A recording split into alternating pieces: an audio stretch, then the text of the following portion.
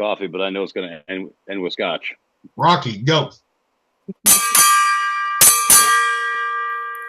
Fifers arriving. Hey, welcome to the Fifers Podcast DD991, Shamrock Ireland edition, St. Paddy's Day edition 1. I'm Rocky, the Mexican leprechaun, all the ready. That's Gilly, Thumper, Mick, and Lil Tate. And today we're going to talk about all kinds of stuff with Ireland and possibly Cards Against Humanity. Oh dearie, I forgot me hat. Hey, we can wait. Oh, shit. All you did is fucking change your Hi, change there your you name. go, laddie. There you go. There you go. Hell Hey, yeah. that's Go a good golfing. lad there, lad. That's a good lad there, Mick. That's a good hat. All right, you guys begin. All right, everybody. Today we're gonna, since it's St. Patty's Day, we might as well talk a little about St. Patty's Day, the history of it, and some of the food that people like to eat for St. Patty's Day. First one is the history of how St. Patrick's Day came about and when the first one actually was. Here we get down to it. St. Patrick's Day is celebrated usually on March 17th, anniversary of his death in the 5th century. St. Patrick's Day.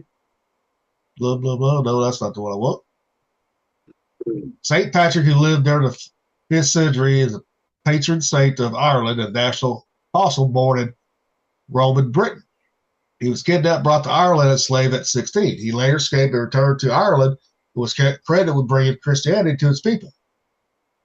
In the century following Patrick's death, believed to have been on March 17th, 493, mythology surrounding his life became even more ingrained in Irish culture. Perhaps the most well-known legend of St. Patrick is he explained the Holy Trinity, Father, Son, Holy Spirit, using three leaves of native Irish clover and shamrock. When was the first day celebrated? Since around 10th or 9th century, people in Ireland have been observing a Roman Catholic feast honoring St. Patrick on March 17th. The first St. Patrick Day parade took place not in Ireland, but in America.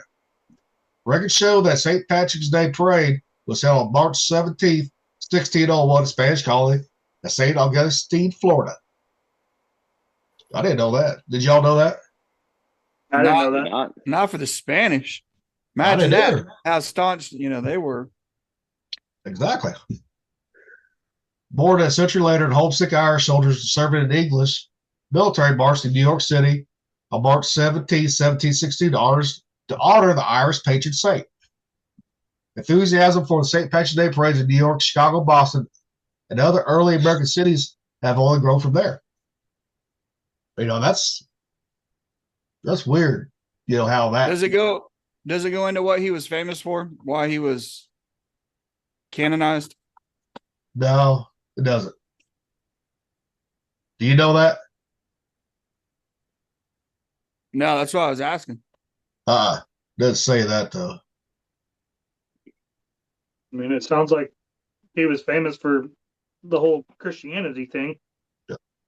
It fucking Don't you have to have performed a miracle according to the Catholic Church to get canonized? I think so. It's something Yeah. along those lines. I mean, I don't know what the rules are for. I think a miracle is one of them, so there's got to be something in there. but and now on to the food. Because most people think that corned beef is fucking actually Irish, and it's not.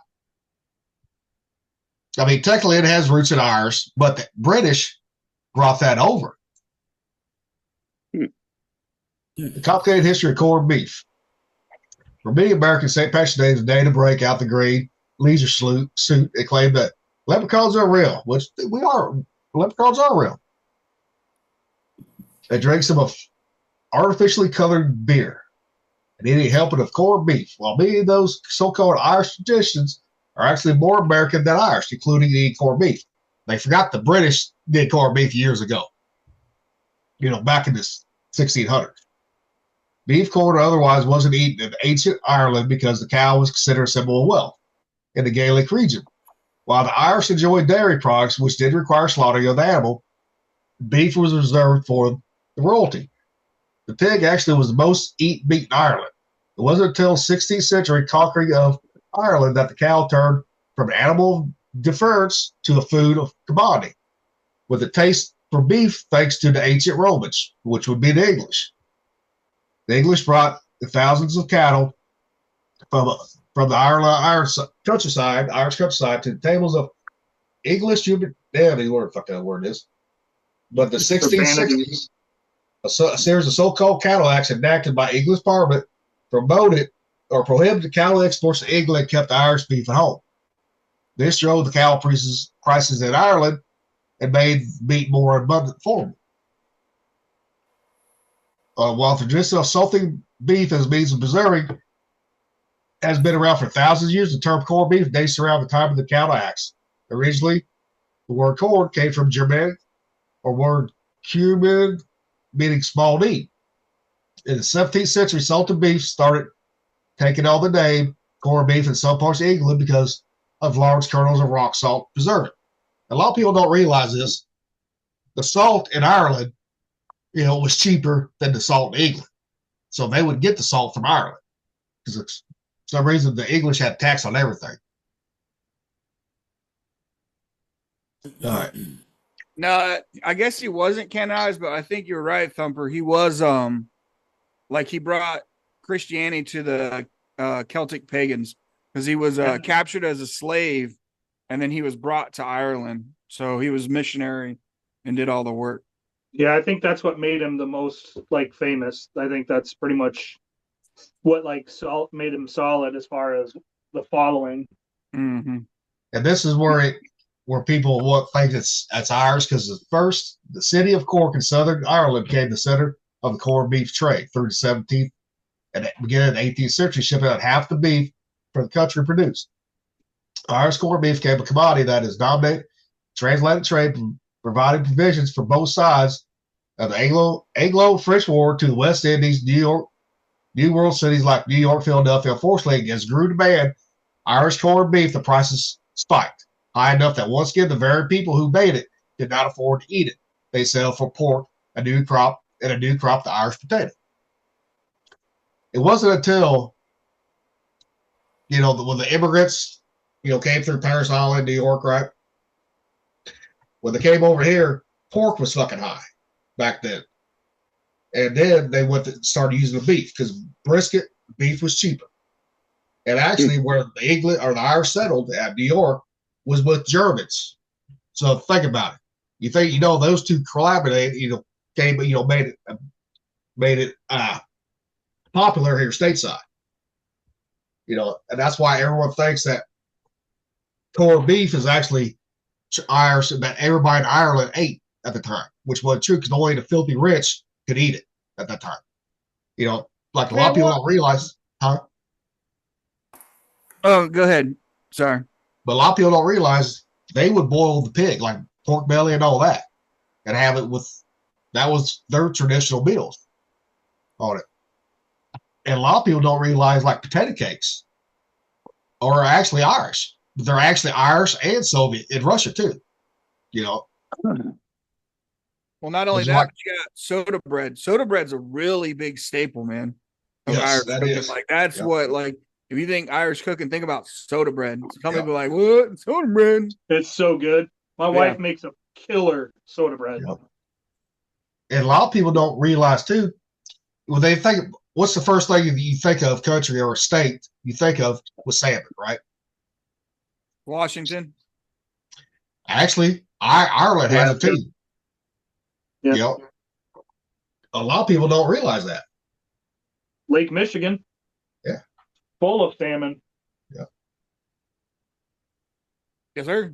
And stuff. I mean, that's what's weird about it. That's all. Why does that sound familiar? Like the Pilgrims, they were meant the peasants were meant to eat like shrimp and lobster and all these like throwaway foods. Yep. And then look what you pay for them now. Yeah. Oh yeah. Back in the colonial times, man, they used to serve prisoners lobster up in the Northeast, and it got so the prisoners would actually petition the legislators and say that it was cruel and inhuman punishment to be fed water bugs, even though they were, fucking criminals. Like we're still not so bad that we have to eat this shit. It's crazy. It's crazy. It's wild. It's absolutely wild that that's like a delicacy now that people pay hundreds of dollars for. And a lot of people don't realize that they are the bottom feeders of the ocean. Yeah. A lot of people don't realize that. They're the vacuum cleaners. Yeah. Kind of like how catfish is here in the Midwest and other around parts of the country, which I still like fucking catfish. Don't get me wrong, though. But hey, the shit's tasty, man. The shit's tasty. Yeah. It's like when they make fun of like eating the bugs. It's like, well, you're eating water bugs. So, you're talking about eating the bugs. Like, which bugs are good, especially chocolate covered bugs. Fuck yeah, man. Yeah. Fuck, I ate some weird shit. Thailand, fucking Middle East, grasshoppers in the Middle East. Grubs. I've eaten a lot of grubs. Yeah. Grubs are big. I mean, it's just weird. Now, Mick, did you ever eat on your appointments? Did you ever eat any bugs? I did not eat any bugs. No, I didn't. What about monkey brains? Bucky braids. Monkey brains. Monkey. Oh, monkey brains. No, I never did. No, I never ate any of that weird shit when I was overseas. I ate the local stuff, but I didn't get into the weirdness. Although I did have a question. I did have a questionable hamburger in Mexico that was most assuredly not beef, but it was well done, so I didn't much care.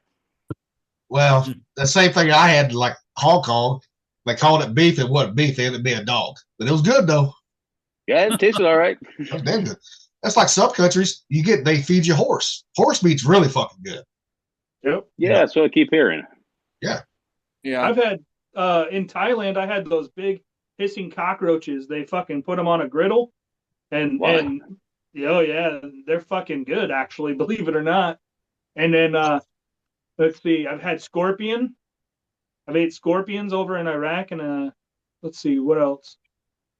I mean, why did you eat scorpions? huh? Why did you eat those things? They had them on a stick. Because they're good. That's why, because they're good. And in Hong Kong, I don't know if you remember, but they had lizards on sticks and stuff. I ate those too. I don't remember that, man. I might have been drunk the whole time. I'm not sure.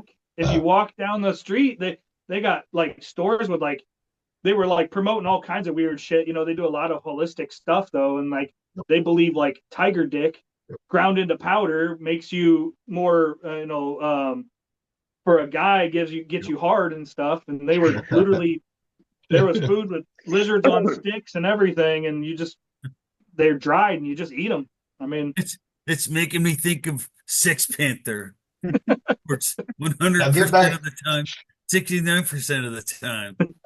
Now, get back to Mexico about the hamburger you had there in Mexico. Where was that at in Mexico? Did you have that? That was in Acapulco. Acapulco? Yeah. 98, correct? That was 98, yeah. Yep. That was a fun little cruise. Yeah, because I think you came out on board right before we went, didn't you? Yeah, I was on board a couple months before we left for that one. If I remember correctly, you was an FC, right? Yeah, it was an FC Mark 86.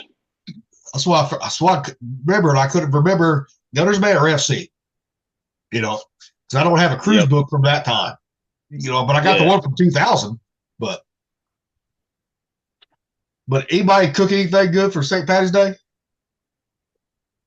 Oh, hell, nothing yet. It's not dinner time for me for another few hours. Not sure what the wife's making, actually, now that I think about it. Nope. Today is free for all and leftovers. I think today I'm going to make some fucking potato cakes today. And since Ireland does like to barbecue, I'm going to do a little barbecue sloppy Joe. Or what I call it here in Missouri, juicy burger. Juicy burger? Juicy burger. On it. And maybe some hush puppies, even though hush puppies is not Irish, but on it. Well, I'm doing the corned beef and cabbage in the slow cooker, but I'm also smoking on the open pit today, which I've sent you guys pictures. But turkey, a whole turkey and a whole chicken. Spatchcocked the chicken and got the coals rolling earlier today and got those on, and now they're resting. Man, last time I did turkey for Thanksgiving, I had to have a fucking umbrella set up in the fucking rain, dude, to keep the motherfucker going. I wasn't gonna stop, man. I'll have to send you a picture of it. I think I still got pictures of it. Yeah, I was set out in the middle of the yard, fucking with an umbrella. One of the big Oh, beach umbrellas. Oh, Set at shit. an angle and shit. Yeah. Would you deep fry it or what were you doing? Pit barrel. Pit barrel? Yeah.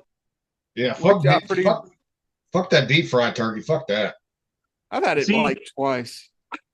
See, my pit, I don't have to worry about it because I got a steel roof piece that is my lid. So the water just rolls right off that thing. It'll run I can burn pretty much all year round.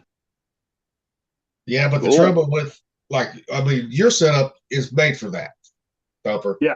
But anybody else is like the barrels or any other fucking smoker, whether it's an offset, is not.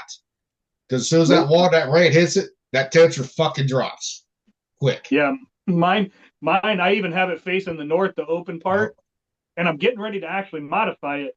I'm going to buy another steel roof piece, and I'm going to have it to where I can slide it closed, so it'll leave a space about this much for the smoke to come out in between, so it traps a lot of that stuff in. But put you a fan on there too. Fucking no, fuck no. I get enough airflow through the bricks. I'm just saying, if you want a little hotter for sometimes, right? Put your forced draft fan on that bitch. There you go. I don't really need it hotter. I just want to trap the smoke more. But I mean, even with the way it's set up, I get good smoke flavor because I've got it. So I've got the grate 8 inches above the coals. So one course of cinder block. I have the grate above that, the deck grating. So yeah, it's perfect. But that's what I'm cooking today. All right. Yep. Shit, I'm jealous, man. Yeah, I mean, I ain't got nothing else. Pictures. I ain't got nothing else on the food wise. Anybody else got anything food wise on the Irish side? Not unless you look up there, like you go and look up recipes, like traditional Irish recipes, not Americanized recipes. Yeah. I just brought these up because. What, Mick? Oh, did you ever listen to Dennis Leary talking about Irish cuisine? Not forever. Hey, let's hear about it. Let's hear it. It was like 97 he came out with this. He was like, yeah, Irish cuisine is really big, or Irish culture is really big right now. So I was walking through a store and I saw a book called Irish Cuisine and I laughed my balls off. Irish cuisine is when you take 15 ingredients, you stick it all in a pot and you fucking boil it for 17 hours, okay? That's not cuisine, that's penance. Father, forgive me. I just blew Father O'Grady. What do I do? Eat your dinner through a straw. Oh, yeah. Good. Oh, that was good, though. I remember that now. Yeah. Dennis Leary had some good comedy shows, man. No Cure for Cancer was my favorite tour. Oh, that was one of his best fucking works ever. Yeah, that was. Yeah, it was so good. And he had a good takes on all the the Irish, and him being one of them, his dad being an immigrant, so. Which is funny because he did Rescue Me, which yes, he did. That quintessential firefighter, like you're saying, followed in his fathers and shit. It was just hilarious. Yeah, that was a good show. I watched for a couple seasons, and it got kind of weird and. I dropped off too. Yeah. Wait a minute here. Oh shit! What is it there, sailor? He's searching the internet right now. Yep. All right. Oh, yes. 30 traditional Irish foods. Look at French toast is fucking Irish. That's bullshit. Fuck out of here. Yeah, that's yeah. And then it says candy, just candy in general, or what? Like, no. Yeah. Hey, Gilly, I got one for you. You're so full of shit the latrine's jealous. That's what that is right there. That's what that fucking list is. All right. Come on now, people. Yeah, I don't think they're the only ones that created pie and cookies and scone. About the only two I see on there is fucking stew and soda bread and some cabbage. Maybe the brown bread, but brown bread. And we know the Irish and the English, they like their beans for breakfast too. Hell yeah. Which always struck me as weird as shit. You know what though? That right there, that meal is probably one of the healthiest to start with because you're supposed to start the morning off with like 30 grams of protein, and that is like packed full. Yeah. That is like the best breakfast ever. Well, and also the Irish bacon is a little thicker and wider than Yeah. ours is. Yep. Yeah, it's And not the belly. I do English breakfast for dinner with the kids and stuff. And I mean, dude, that is like one of the most filling. I get the beans actually shipped over from the UK. I go legit, like I What's get the the blood difference? sausage and all that, and the kids absolutely love it. Yeah, because What's the the difference? Heinz beans and English beans are like they make it for English beans. Yeah, Sorry, they're make it- specific. Yeah, the teal. It's if you look up English beans, they're Heinz, and they're like in a teal can. Those are the ones that everybody eats over there. And fucking mushrooms. They have a huge bowl of mushrooms Mhm. with it too. Yeah, there's all like when I went up to Victoria for vacation a couple of years ago, went up to Vancouver and Victoria, and I ate at the Sticky Wicket, which was I hadn't been there in 21 years. I love that It's place. still open. I'll tell you what, it's open and it's thriving, and the food is to die for. The fish and chips, the bangers and mash, amazing. They remodeled the place. They actually have a bar on the roof now too. But so there's 3 levels to this place now. It used to be just the main floor and then the gaming area, but now they've done way more to it. But I had English breakfast in Victoria and Vancouver, and nothing was different. And it was 2 different restaurants and everything, but it was the exact same because that's just how they are, and it's so good. Boy, I hadn't thought of that place in a long time, man. I love the Sticky Wicket. Yeah, it was awesome. And to go back after 21 years was pretty cool. Same with Vancouver. Yeah. So Went still worth over- going there? 2 years ago, I think we went out there. I took my wife out there. It was over Halloween. Went out there. So it was worth the trip. Did you guys stay there? Or? So we stayed in a bed and breakfast in Victoria. It's an old mansion. Great breakfasts. It's called the Abbeymoor. So we stayed there for a couple days. Then we took the ferry back to Vancouver, and we stayed at a casino in Vancouver, and we were there for a couple days. Okay, I'll be up in a second. Just 1 second. I can go and get it. I can just give me a second. And then drove to Marysville and stayed in Marysville for a couple days, and went to Everett and then Seattle, Snohomish, where I lived. Went by the old duplex there and showed her around to Snoqualmie Falls and stuff like that. Now, where are you living now? Iowa, Davenport, right on Iowa, the okay. Mississippi River. Yeah. Okay, I'm still in the area. I live in Lake Stevens. Oh, okay. Yeah, we were. I heard a lot of people buying houses out there. I got some good friends that were like, Lake Stevens is a place to go right now. It's awfully nice. I gotta say, I've never been so glad to leave Marysville. I mean, Marysville wasn't exactly hell, but this is so much fucking better. Yeah, but when I was out there looking at the prices of everything, it's skyrocketed. Yeah, It's Lake ludicrous. Stevens originally was cheap. And that Yeah, no, it's- stretch of I-5 between Seattle and Everett with all the tents and shit, like along the interstate. Whoa, Yeah. that was crazy. Well, I just Yeah, wait till they raise those taxes there in your state, there, Mick. Yeah, I know. I heard about that just today, actually. All right, guys, I got to take off. I will talk to you guys later. It was good seeing you. Yep. All right, man. And I'll see you guys later this week. God bless and be safe.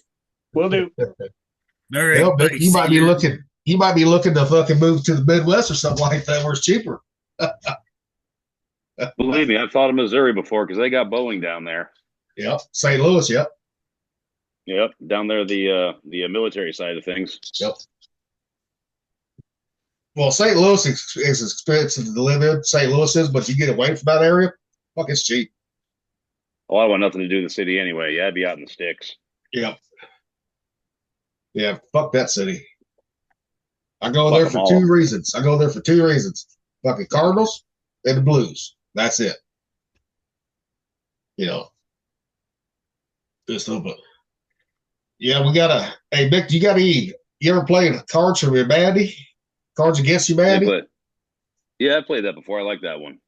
Do you have a set? I don't actually. It was a friend I was playing with. It was their set. Ah, damn. All right. You think we can do it with three? Little take. I think we can. I mean, you got Mick that can't play, so if he's laughing his ass off at whatever's said, then Oh yeah. I guess that winner, like the laugh-o-meter. Hey, No, the we more the can- merrier, man. Go And on, we can go still- on, play it. Oh, Mick, we can still talk about anything too, though. So we just Yes, figured. Oh, yeah. yes. Before we start that, do you have any good sea stories? Yeah, Yeah. let's do some sea stories Yeah. instead. These St. stories, Patty's Day. boy. Oh, hey, Ugh. before we get started, let's do a moment of silence for all the shipmates that aren't around to celebrate St. Patty's Day with us. Yeah. Because we all know that we did some good drinking days Oh with yeah. all our shipmates and people out there, veterans that aren't around anymore. Yep. Everybody ready? Yep. Yep.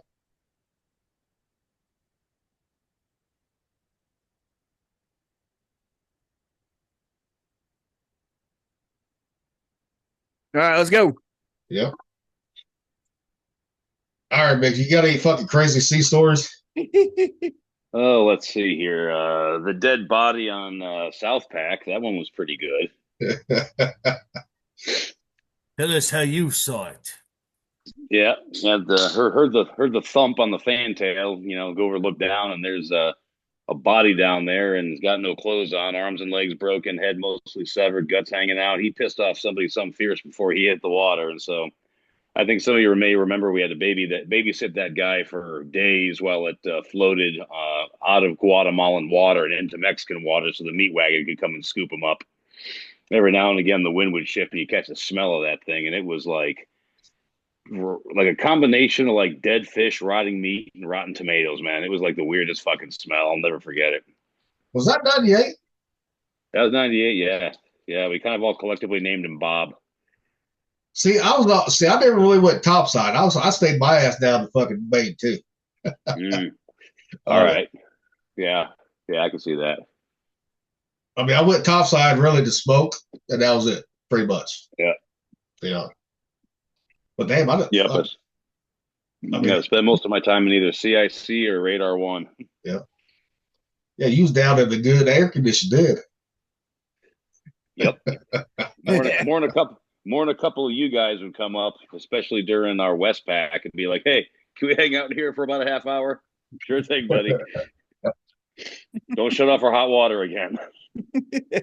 Or ventilation. Don't do the ventilation. Or that, yeah, you fucking Morlocks hedge your ways.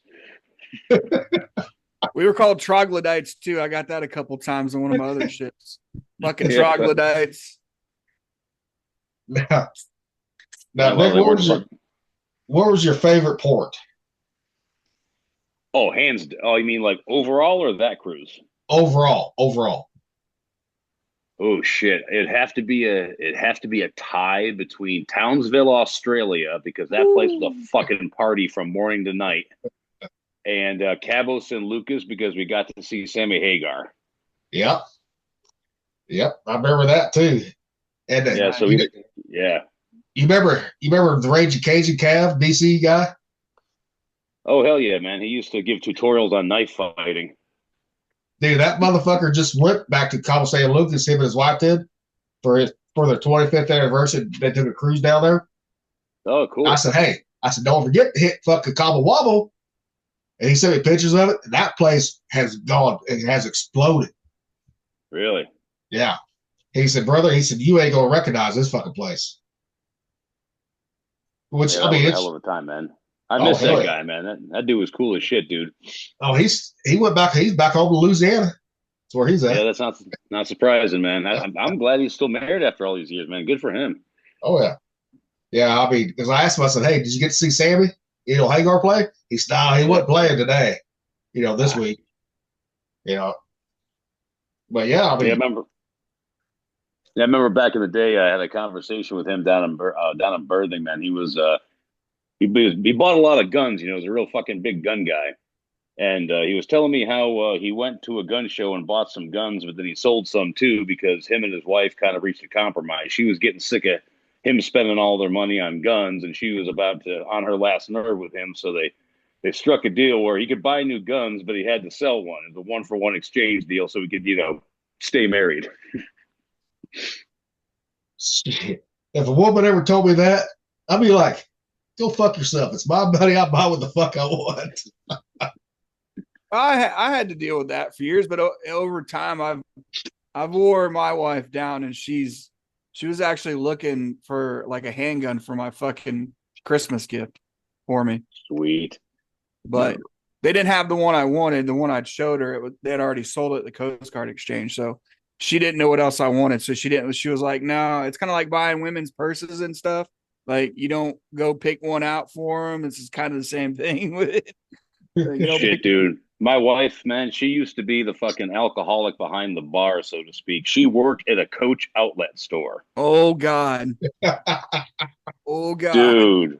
Her discounts, man, she earned the money. Dude, that money never actually left that store. It just changed hands. But now she's got, a purse for, I don't know, every day of the week and then some.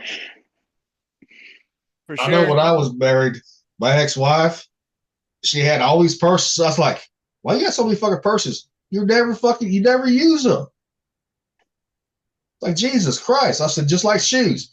I said, half your shoes you never fucking wear. Dude, I got a whole closet full of shoes sitting right out there, man. I bought a shoe rack, and it won't hold a quarter of what everybody's got.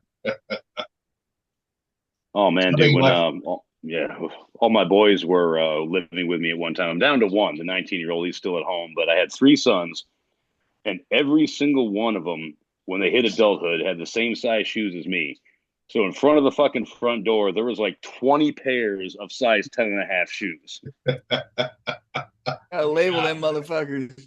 Yeah, right. Now, Nick, where did you grow up at? Was it East Coast? Yeah, I was upstate New York. Upstate New York? Yeah. Just Around like what, Buffalo? Syracuse. Okay. So yeah, right dab in the middle of the state, Finger Lakes region. So football wise, are you a Seattle fan? Buffalo fan? Giants. Giants. Damn. Well, there's a little story behind that, real short one. I was a Bills fan when I was a kid, big time. Yeah. And then they lost the 4 Super Bowls in a row. And on that 4th fucking Super Bowl, man, I was maybe like 15 years old. I'm like, man, never the fuck again. I said, you know what? I'm going to start pulling for the Giants now because this is bullshit. Hey, the Giants won 2 of it before fucking Buffalo ass. Yeah. And they smoked the Patriots twice. So, Yeah. And that was with Eli, right? That was the Eli Manning, yeah. Yep. I never liked Eli as, his personality, right? When he do interviews. But he was a good quarterback, just like his brother. Not as good as his brother. Oh, no. Not quite as good, but he got his rings. Oh, yeah. Yeah, he was cringy. He was like that goofy, like, brother. Like, oh, yeah, he was a total dork. Yep. But he's got one more Super Bowl ring than fucking Peyton, I believe. No, they both got 2. They got both. Oh, they both got 2. Okay. Yeah, he got one with the Colts and one with the Oh, Broncos. one with the Broncos. I forgot the one with the Broncos. Yes, that's right. Yeah, so they both got 2. And I used to get in an argument with my mother all the time because she hated fucking Tom Brady. And I was like, well, the only reason you root for the Colts is because of fucking Peyton. I said, oh, no, I've been a Colts fan forever. Like, no, you haven't. Not And Peyton Manning on there. And Peyton, I mean, he's a great quarterback, right? But he would never take blame for his fuck-ups. He always blamed somebody else in his early career. That's why a lot of people didn't like him. Yeah. But when he came growing up to do. But when he came to Denver, right, I was like, motherfucker. I was like, Chiefs are fucked now. Because Denver always kicked their ass, growing up, right? Back in the 80s and 90s. Now they got fucking Denver and you got Peyton. I was like, motherfucker. I said, here we go. We're going to get our ass kicked even more. That's why I love fucking the era we're in now with Patrick Mahomes and shit. Because I suffered through all those fucking bad years. You see the good shit.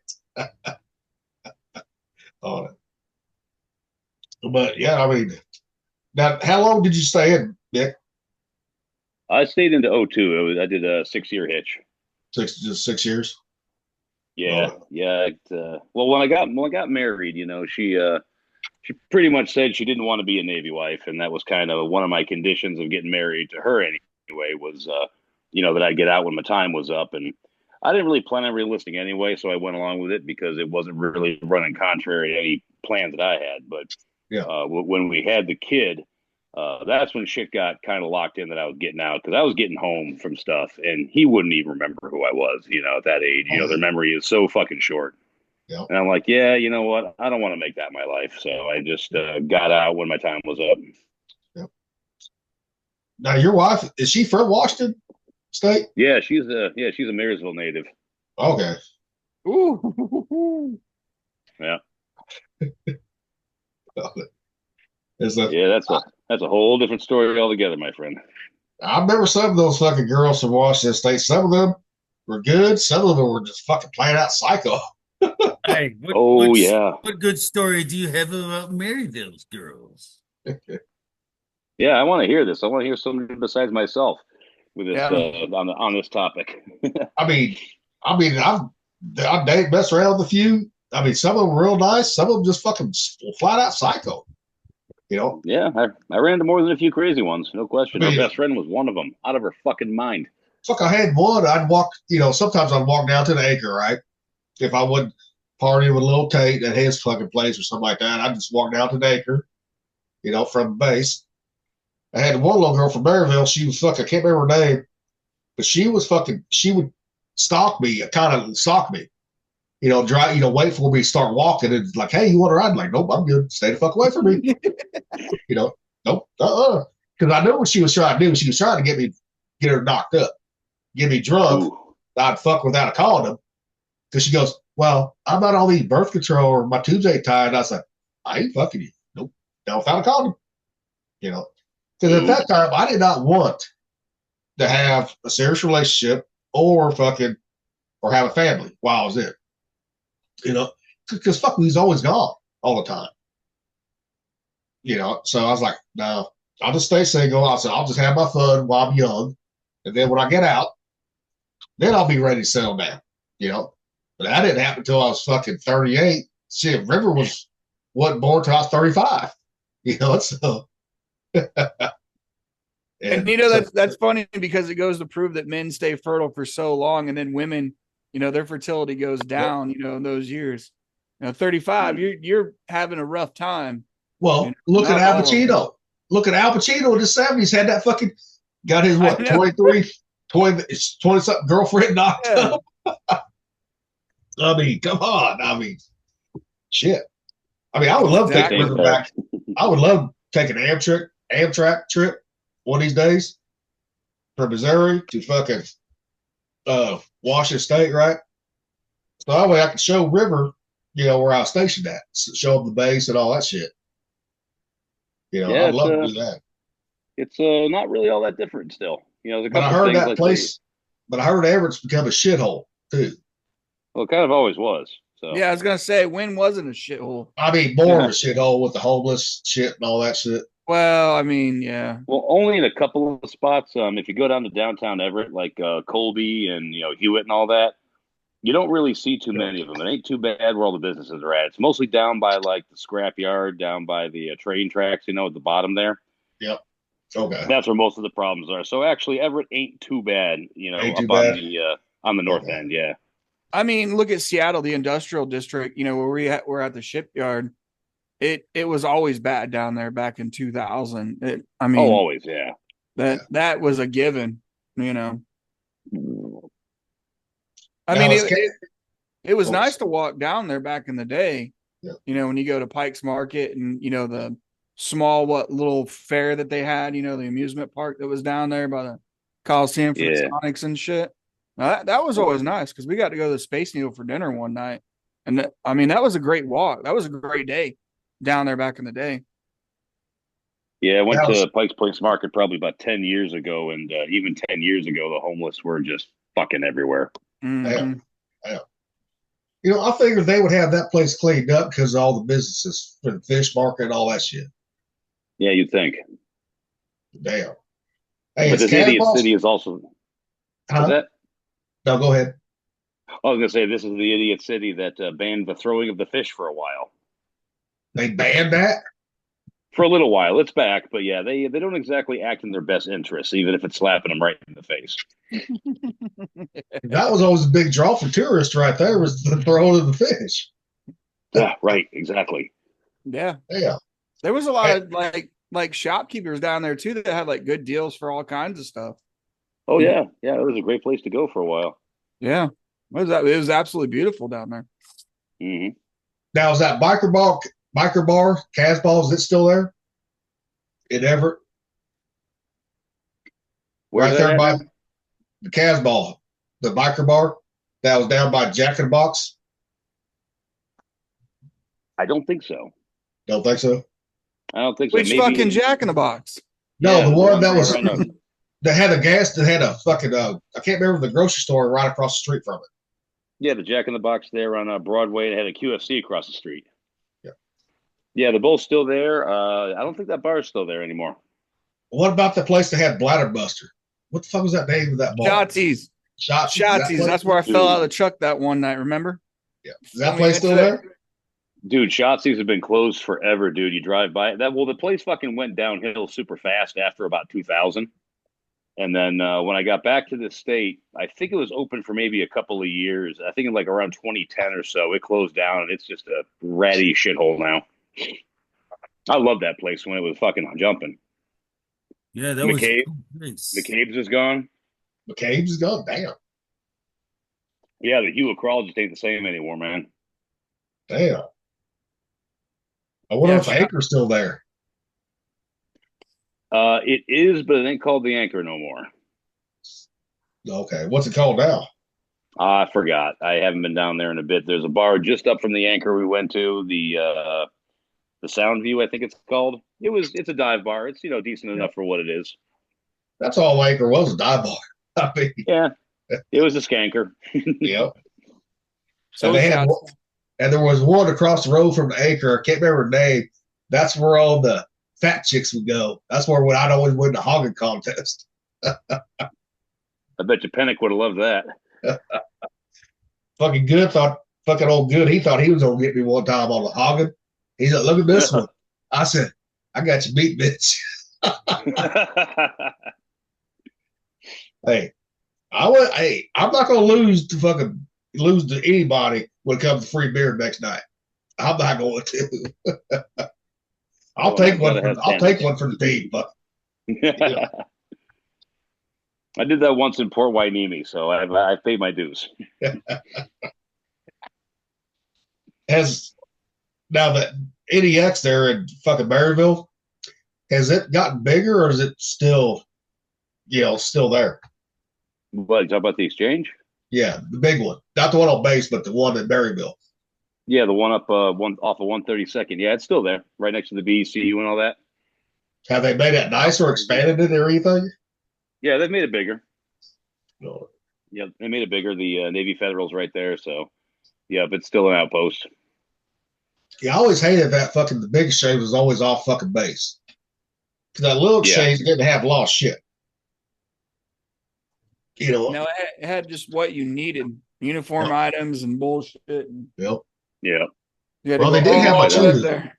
Well, they did care about you though, so that was a good thing. Yeah. They had a lot of recreational gear you could check out though. That's probably been the one spot out of all the years being in any of the big Nexus that they've had the most gear you could rent was there. From fucking canoes to mountain bikes, you fucking name it for out there. That was a good spot to get shit. Now, Vic, towards the north end of the base, you remember those fucking bars and seafood places that was right there? North end of the base, bars and yes, like where the Scuttlebutt and shit was. Yeah, are they still there? Yeah. Okay, so the Scuttlebutt moved. It's got a brewery, but it's also got a restaurant, which is like a typical pub restaurant. Yep. They got a couple of food places down there. They got a place called the Blue Water, which is a distillery, which is a fucking really good distillery. They built hotels and apartments. It's really bougie now. It's all fucking nice and built up. Yeah, there's no dives left there anymore. So I remember that was that first little fucking place right there, right off base. right Yeah, there in that Lombardi's. area. That was the first time I ever had fucking oysters. First fucking time. Raw oysters. Seriously? Yeah. Damn. And I think I was with fucking Even at that time. Even and Kelly. Even. No shit. Yeah. Yeah. I was like, well, Yeah. how the fuck you eat these motherfuckers? They're like, you just fucking shoot them, let them slide down your throat. I was like, God damn. But they were Fucking good. disgusting, dude. I mean, I can't do it. I did it once, man. I can't do it. well, the only food I can't eat no more after trying it the first time was when I got to Japan in '97, fucking sushi. I You don't cannot like eat sushi? that. No. Serious. I got sick of it. I threw it up. I guess Ugh. it might have been because I was fucking drunk off my ass on the flight there. That probably didn't Tokyo. help. Because the flight stewardess, they're like, well, you come back here with us since you're the only American on this flight besides us. I said, okay. Well, they used to feed me fucking whiskey the whole fucking flight pretty much. And when I hit that fucking come down, because then you had to get up down on the tarmac, right? Come down the little thing on the tarmac. As soon as I hit that tarmac, I fucking whoop. And I was like, damn, I'm hungry. After getting through customs and all that shit, follow that the yellow brick road, as they call it, for us dumbass Americans. I was like, fuck sushi. Well, that shit made me sick. To this day, I still can't eat it. Oh, that's a shame that happened, man. I love sushi. You know, but like tuna, I Yeah, can eat that just fine. just not raw. Yep. It has to have the sear on it. What were you saying, Rocky? It said, I forgot what I was going to say. I was going to say, You're going to say something about sushi. Yes, I love this sushi. It is yummy because, well, I'm trying to talk like this. It's going to be difficult. Yeah. Let's just say I went to a restaurant in Japan that had a little conveyor belt, so to speak, of that stuff. Oh It was very fun. Boy, was I stuffed after that. I couldn't walk. They had to roll me out. But anyways, please go on with your stories. But like Japan, it was the first time I ever saw a restaurant, steak place, where you had to cook your own fucking meat at the table. I was like, okay. Oh yeah. And I came back stateside. They didn't have that. Now it's popular around some places. Yeah, Marysville's got a Korean joint that does that. Yep. Yeah.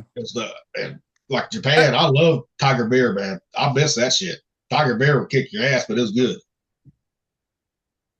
Yeah, It's I kind of what was regret it? I never got to do the whole Japan thing.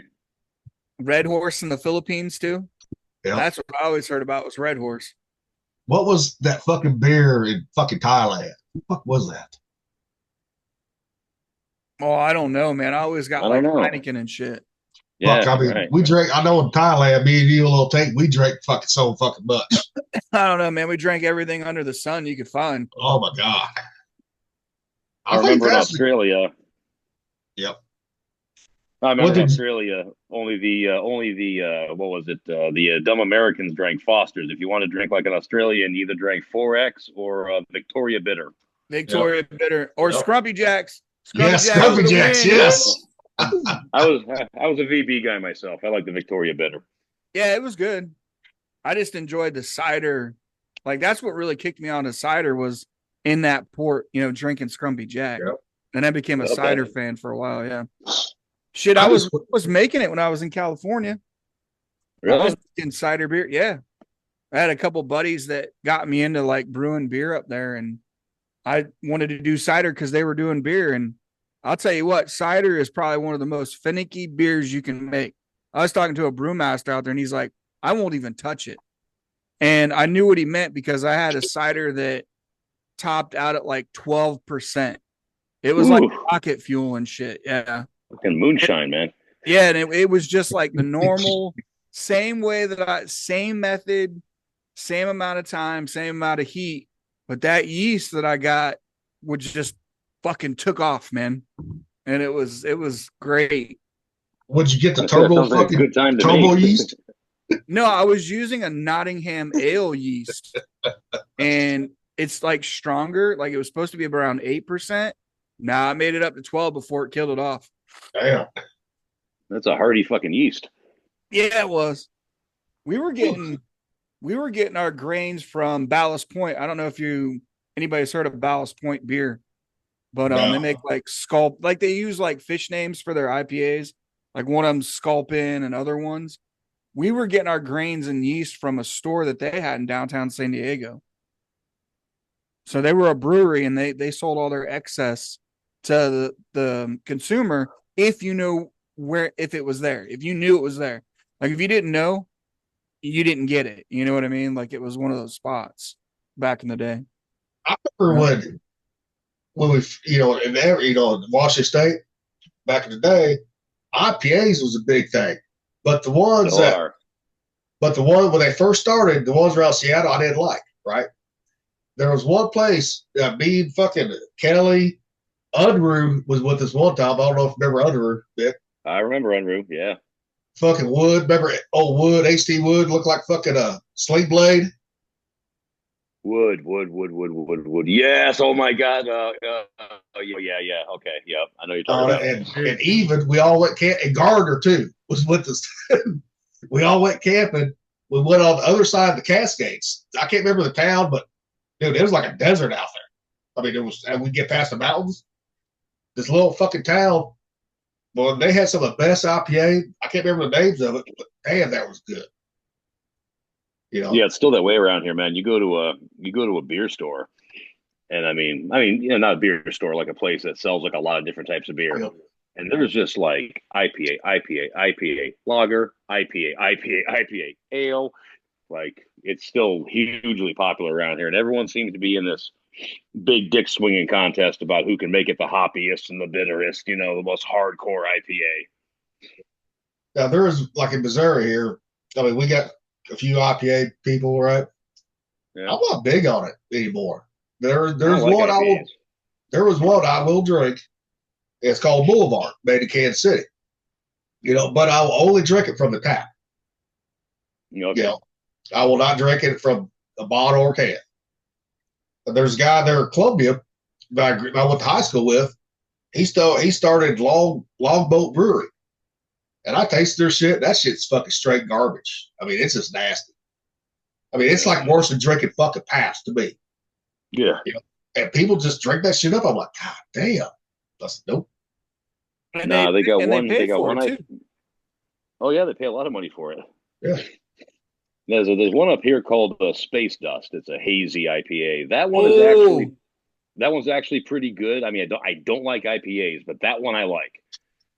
That one will fuck you up. I used to be pretty big on the Stardust, and it only because it was coming out of Washington. I was like, "Ooh, I want to try this," and I got hooked on it a while back. Man, that almost sent me to Captain's Mast. So it's Stardust, not Space Dust, or Space. It's one of the two. Yeah, it's whatever it is. I recognize the label.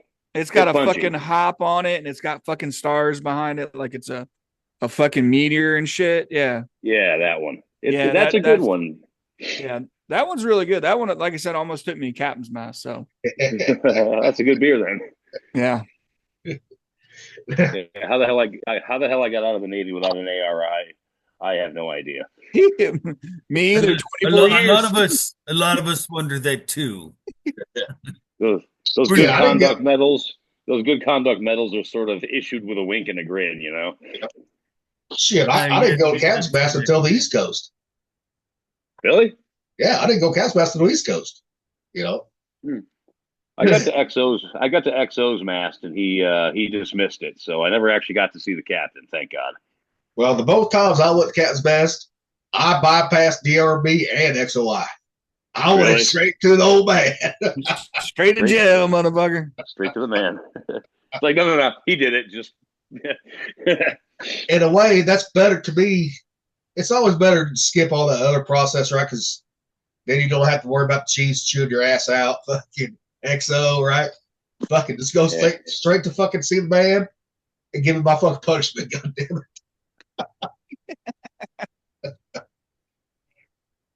Yeah, it does get all the bullshit out of the way. It does. I mean, it really does. But like, also, if you're going straight to the captain, it makes the outcome a hell of a lot more predictable too. Oh yeah. Yeah, that's for sure. I don't know how many DRBs I had to do, man. I got tired of fucking meeting up for them. But speaking of I IPAs, did. Well, no, they kept fucking asking me to go because I was the one that was quiet and would listen to the entire story from the Chiefs and everybody. Like, y'all are fucking stupid. Like, this is what's going on. So I got a lot of heat for that when I was in the mess. but speaking of IPAs, when I was out visiting my brother one time, I think it was like 2016 or something like that. I went to this liquor store and they had this fucking beer called Laughing Lab. So I got a 6-pack of it. It was pretty fucking good. I was like, damn. That one I will drink that one. But I think that's only in Colorado. I've never seen it anywhere else. I don't know if they got that out there on the West Coast or not. I don't pay attention enough to IPAs to know about that one way or the other. What was it called? Laughing Lab. Laughing Lab. Yeah, I'll look around for it, and next time I'm in the grocery store. Well, the picture of it has a Labrador on it, like laughing. Yeah. Stuff. Oh, yeah. That would make sense. It was pretty fucking good, though. But I was like, I'll try it out since I love labs, right? I've always had labs. So I was like, fuck, I'm going to try it. I tried to get my dad to drink it. Dad's like, I ain't drinking none of that fucking hippie bullshit. And he ain't wrong, man, because remember the brewery that just started down the road from the base, like early 2000? That was when like the microbrews in Washington were starting. We got one right down from the fucking base, man, that everybody went to. Well, that was Scuttlebutt. Yeah, was it Scuttlebutt? Yeah. Okay. Yeah, and they're still around. They're still doing business down there. Different building, but yeah, they're still around. Pretty good beer. But I know some of that shit I've had down South Missouri. Oh my God, that fucking shit's just fucking straight nasty. I said, you got anything that tastes like fucking Budweiser, Bud Light? They said, nope. They had all these different fucking names, fucking all these different fucking guys. And I was like, fuck that shit. Nope. You reminded me of another Dennis Leary thing. He was complaining about the way beer's gotten lately. And he's like, yeah, I walk in this place. Looks like a bar. I sit down. It's like a bar. He's like, hey, what do you have? He's like, I'll take a couple of Budweisers. He's like, well, this isn't a bar. Oh, well, what is it? Well, this is a microbrewery. Oh, really, asshole? Then why don't you go in the back and microbrew me up a batch of fucking Budweiser? Right? That like you said earlier, that's that big dick swinging contest. Like, oh, this is not a brewery, this is a microbrewery. Like, fuck does this even mean? He's like, saying that he's like the same thing with whiskey. Every whiskey's got a story attached to it. Yeah, give me a whiskey. Is that one mine? Well, it's not just whiskey. Well, what is it? Well, that's a 182-year-old oak barrel aged special family recipe sipping whiskey. Oh yeah, watch this. Clang, give me another one. Just give me some good old Scottish whiskey. I'll be done with it. Or Speaking Irish of whiskey. which, I've got a nice bottle of Scottish whiskey I'm about to get into, actually. Or Irish whiskey too. Or Irish whiskey. I don't have a bottle of Irish open, but I do like the Redbreast. That's a good Irish. The only whiskey that I would drink all the time, and Little Tate was right there. You called Jack. Jack wasn't bad. With some limes, a little snake bite. Oh my God. Snake bite. Oh shit, I haven't. That was SoCo and fucking Rose's lime juice. That's what that was. Yeah. We used to get the 100 proof SoCo. Oh fuck, man! I went through a 100 proof SoCo phase for a while, dude. Never again. My wife didn't like that the one night we went through a SoCo snake bite phase. Let's say she could sit down for a couple days. Put it that way. Oh shit, man! Back when I was on the Fife, dude, I remember I got a wild hair in my ass one night. I don't know why, but I bought a bottle of 100 proof Southern Comfort, and me and the wife killed the thing. And I woke up the next fucking morning, and I was still drunk from the night before. I had to one-eye it into work in the morning, and I'm sitting there in ranks, and I am weeble wobbling. I smell like a fucking distillery, man.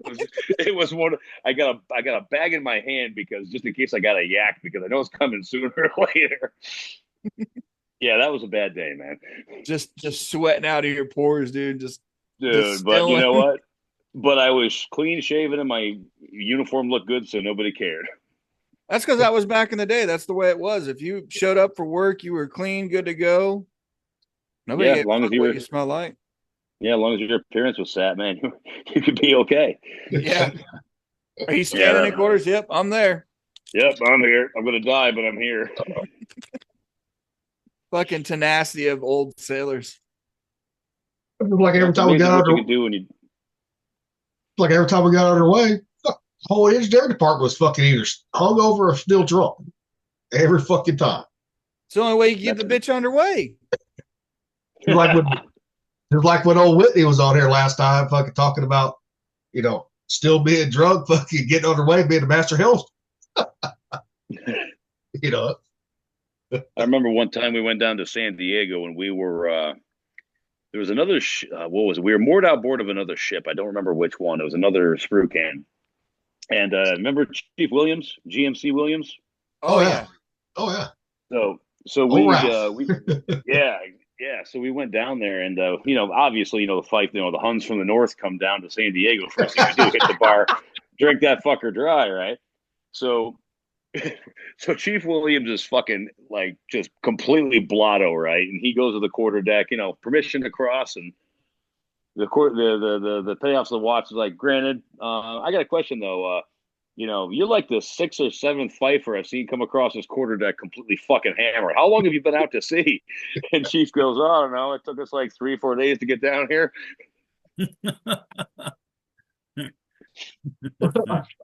That's like when we fucking, were kind of notorious. it's like Kind of. it's like when they told us to go raid that other ship that was decomming, right? Which boat was that? Did you do any of that stuff there, Mick? It was the Knox. I was on the Knox robbing the ammo boxes off the deck. And that's when they start calling us to person the door because we just raided everything off that motherfucker. That was the USS Hewlett. It was a Knox class destroyer. Yeah, you're right. It was the Hewitt.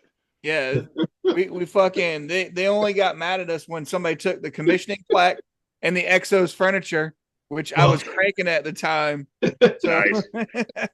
I didn't take the plaque. I took the Exos furniture, but because he was cool. still on board, we didn't realize he was still on board. We're like, fuck it, we'll take it. Yeah, exactly. And that was my off time too. That's when like they gave us the tool bags, and I was still a fireman. I'm like, oh, I got a tool bag. Let's go take shit. And me and Durst was down there taking all kinds of shit, dude.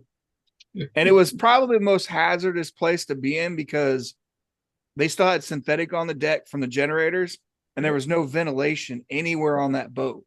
So it was probably the most toxic environment that I have ever been in my entire career.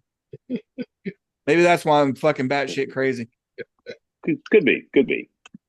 But I like to think I don't think that's the honestly. reason. I don't think that's the reason why, because I think the heat down there in the fucking engine rooms fried our brains. Because we was the only ones stupid enough to keep going down in there in the fucking heat, where everybody else was in AC. Well, I remember, I think we were doing Cart 2, and they got a bunch of us topsiders down wiping bilges and cleaning stuff up and painting and, getting the engineering spaces because our shit was squared away and engineering was a bit behind. So they're like, yeah, we got to pass Cart. Like, we really got to pass Cart. So you guys get down there and do this shit. Man, I tell you what, I'm not exactly a wilting violet when it comes to fucking uncomfortable environments, but boy, those engine rooms sucked. No wonder why we drank so much. They're loud, they're hot, they're smelly. I mean, well, kind of like you guys, actually. Yep. Yes. Well, just like, you thought that was bad. It's true. Try and go up there, try and climb up the fucking exhaust, right? To get the do the boiler tubes to loosen the fucking caps up all the boiler tubes. You're gonna come out there and look like you fucking painted black. I mean, blackface. Everybody's supposed to be different. Right. Leprechaun head. Now, was you still on board? I think he was. You remember on GSM 3 Ferguson when he went to FC? I do remember Ferguson, yeah. Well, we actually had 2 Fergusons at one time. An FC2 Ferguson that was that was in Japan that came over, and then GSM 3 Ferguson, cross rated.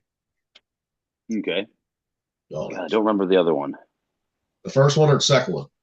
The first one. I remember the one that cross-rated. I don't remember the second one. Well, the second one might have already left the fire time you got there. Oh, okay. So yeah, I wouldn't have run into him. Yeah, I was like, why the hell you want to fucking cross right to a fucking topsider? He's like, I'm gonna walk you AC, motherfucker. And you know what's funny with that? Every ship that I've been on, whenever we go through inspection, the FCs always have to come down and clean the engine rooms. It never fucking changed, man. Those guys would be so pissed because it'd be one of the times it was on a Saturday. So all of combat had to come in and work this on a Saturday to help us clean. And you want to talk about the fastest, hardest working people is when you make them come in on a weekend when they're a topsider, dude. I guarantee shit gets done. That's what I loved about it. It was so fucking hilarious. Well, I remember when Blakeney, she had to come down with y'all. She did not like that shit. No. Oh, she was pissed. Oh, yeah. The princess had to get dirty. Yep. Oh, yeah. And then was all over that spot. And that's when we had Diaz down the engine room. And she goes, Blakeney, it ain't so bad to get dirty. Diaz was a one of a kind, man. She was a one of a kind engineer, female engineer. Oh, yeah. You know, during that time, you know, when I was in, because I've only met a handful outside of her that really like enjoyed doing the work down there. Like Smith was kind of the same way too. Yeah. She did pretty good too. She didn't bitch or complain much and worked just as hard with us. She did bitch, but she bitched like the rest of us did. So yeah, wasn't any different. A bitching sailor is a happy sailor. You know what I mean? Oh yeah, that's what they always said. Working. So that's what they always said. But the happy sailors, when we go on Liberty and get drunk, that's the happy sailor. Oh, we had that happen on one cruise too. The captain secured Liberty for everybody on the fucking ship until we got off. So the engineers got. Remember, I don't know if you were there or not. Until we shut down the plant, nobody could go anywhere. Nobody could. The air deck couldn't go nowhere because you know air deck fuckers. Yep. They're like the first off the boat. Oh yeah. And no, the captain was like, nobody goes on Liberty. And you will talk about some crying motherfuckers, dude. You're like, we do this every fucking time we come into port. And the captain wanted to show everybody that. Was like, this is what the engineers do every fucking time. And you guys are complaining about it. Yeah, they're always ones fucking drinking. We got to catch up on the drinking with them. I know, right? And then out drink everybody. Yeah. And they wonder why we power drink. Okay, we're just catching up, people. You know. Exactly. But the five. I mean, there was topsiders too. There was a few FCs. You remember Ackerman? Oh yeah, I remember Ack. Yeah, he was a CT. Big old motherfucker. Yeah, Cryptotech. That's where we got in a fight in Australia was with him because they wanted to take on the biggest dude in our group, and it had to be him. Yeah, Ackerman was a big motherfucker. That didn't last very long. That fight didn't last at all. That was when the Germans, the Australian Navy, and we were there, and we ended up at the same bar one night. That was a brawl. That was a fun brawl. We all ended up kind of high-fiving each other at the end and went our own ways. Yeah, fair enough. Rocky, you still alive down there? I haven't seen you moved in a while. Yes. I just love listening. I didn't know if you put yourself on like still and put it on a loop. No, I should learn how to do that though. Thank you. I'm just kidding. Like all the spy movies and break-in movies where they cut the feed and put it on loop. Yeah. Yes. Man, I'm losing my voice.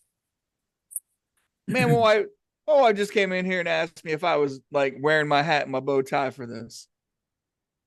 She's like, well, you ain't wearing like a bright green leprechaun hat like the rest of them. I was like, it's still a hat. Come on now. I should put my fedora on and go, yo, Adrian. I know, right? Yeah, you know what, call you. Just reach out the window and say, hey, yo. Hey, yo. And she still hates it to this day, too. River's got his fedora. I'll say, River, go, yo, Adrian. Say it. He's blacked out. River, move. I've seen him. Oh, okay. See him now. Yeah, the way he sets, it fucking it gets lost in the color background. It gets lost in the background. It will. So, It's so, like yeah. you keep seeing my Voltron and shit in the background. Yep. Oh, a little pot of gold. Hey, you gotta have some gold, man. Anybody remember the old Leprechaun horror movies too? Oh, hell yeah. How terrible those things were. My mom took me to see Leprechaun 2 in the theater. She thought they were the greatest. And she didn't even like horror. And she didn't even like horror. She just thought they were hilarious. I mean, it really wasn't horror, what we consider horror. Back then it was, but now that ain't shit. No, that was like horror comedy then, man. Like that wasn't, after kind of like the Evil Dead, the first one, people laughed at it. So the next like ones they did with Bruce Campbell, they just turned into comedy. Like the director accepted it. It was like, we're gonna make horror comedy. And they did with Bruce Campbell. It was great. Evil Dead shit was great, man. Army of Darkness. Oh man, fuck. My name is Ash, and I am a slave. This is my boomstick. That's smart. Top of the line. You got that. Yep. Oh man, those are the good old days too. Our own men from the future, loudmouth braggots. Nope, just me, baby, just me. And the way you did that, it sounded almost identical to the way he does it in the movie. Because of the way your voice is. Yeah. I love that one. Oh, it was great. Oh shit. What else we got for St. Patty's Day, boys? Oh no, I got an insult for you. You ready? Which one? Oof. May your fingers turn into daggers and your balls become itchy. Ooh, good one. Wow, that's quite a curse. A little harsh and sharpening. Yeah, like Freddy Krueger. Can you imagine him trying to scratch his balls? Very, very carefully. I wish they'd make some more Freddy Krueger movies. They've been trying. I'm still waiting for them to bring out the sequels of Freddy versus Jason. That was a good one. Yeah, that one was really good with him smiling at the end of it. Yep, with his head, Jason carried his head. Yeah, that shit was good. I was like, oh, yes. I watched that a couple of months ago. But of course, they never follow through with it. I'm like, what the fuck, people? I don't know. There's too many crybaby critics out there. Oh, it's too violent. Oh, I don't. But they are remaking. Has anyone ever seen Boondock Saints? Yes. I know they're making a sequel to that, or another one. They're making a third one now. After they better make this one good. Yeah, they're making a third one. They better make this one good because the last one kind of sucked. Yeah, the second one was shitty. First one's fucking awesome. That old bartender, fuck face. Did anybody watch The Irishman? I haven't finished that one. Oh yeah, I've watched it about 4 or 5 times. Because the fucking Robert De Niro pissed me off too much. I didn't want to watch it. It's fucking good.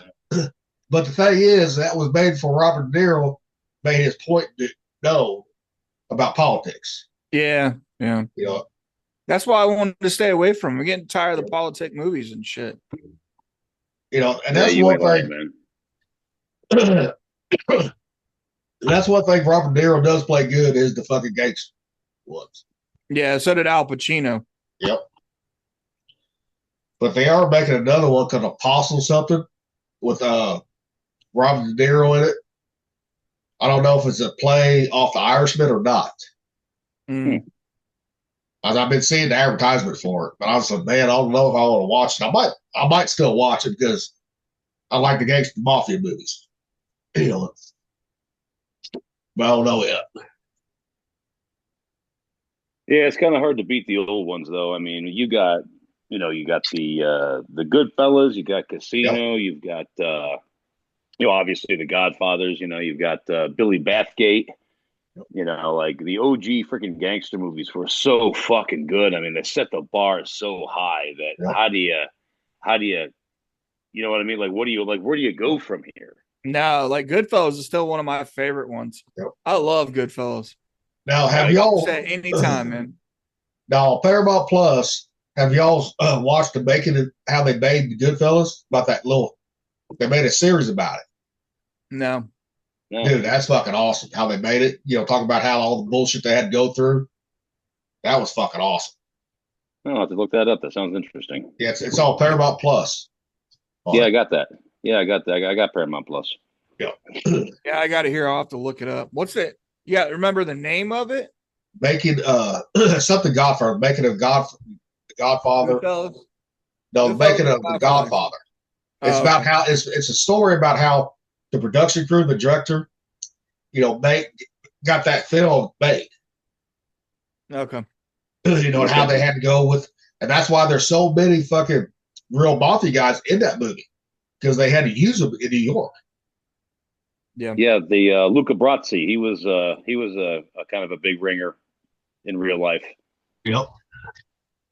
And I didn't know they had real mafia guys in there. Oh yeah, You know, until I watched that. it's like in The Sopranos. You know, the guy who played Paulie Walnuts. Yep.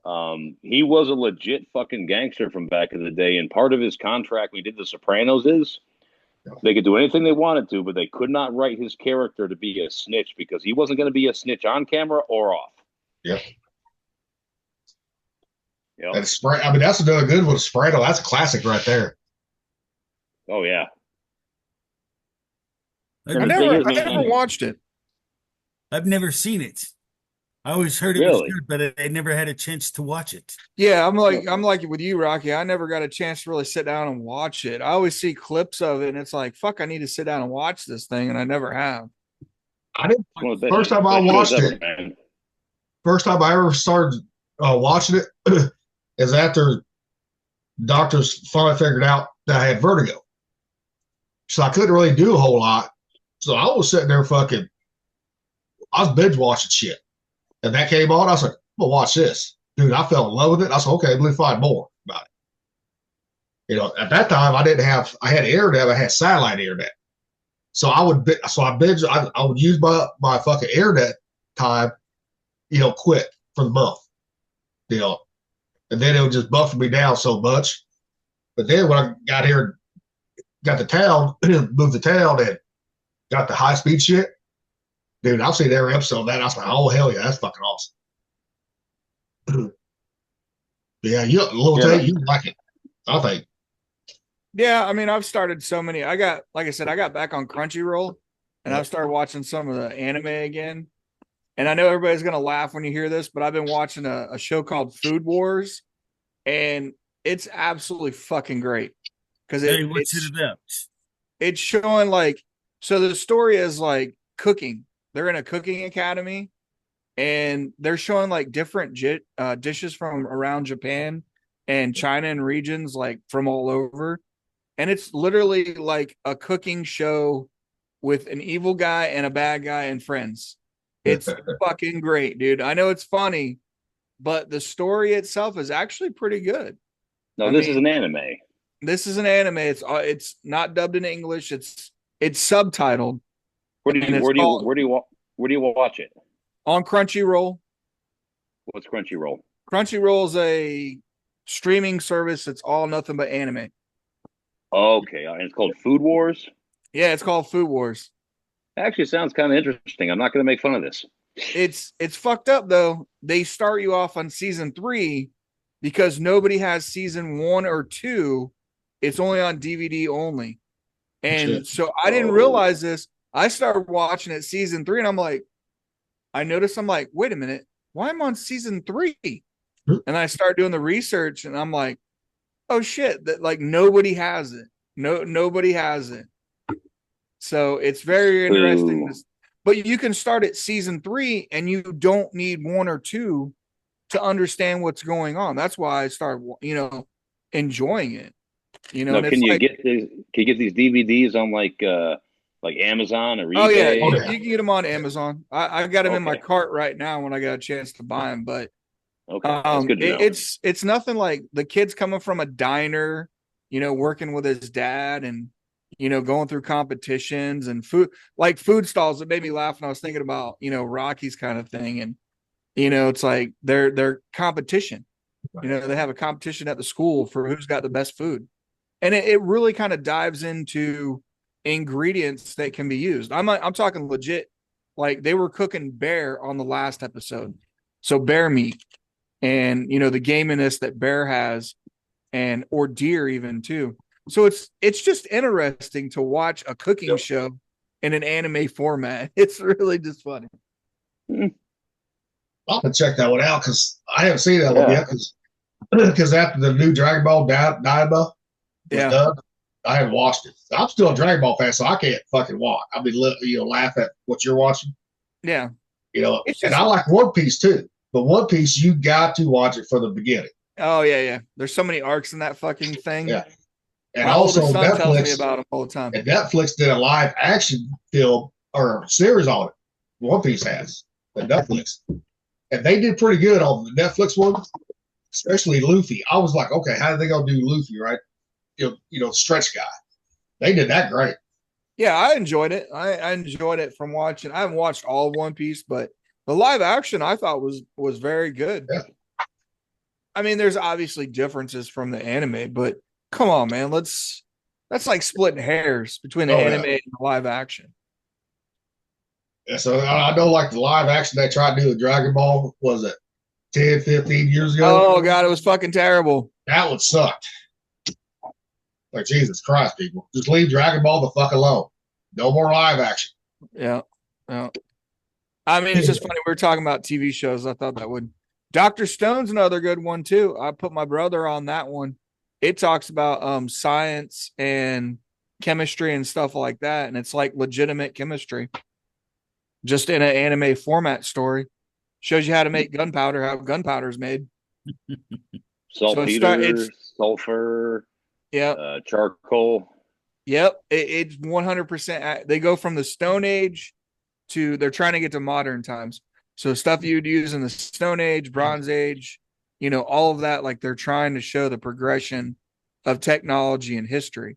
So it's a very interesting. Like it's very interesting if you like science and things and art, like all this fantastical stuff. Those are two really good shows that kind of are grounded, I would say. Yes.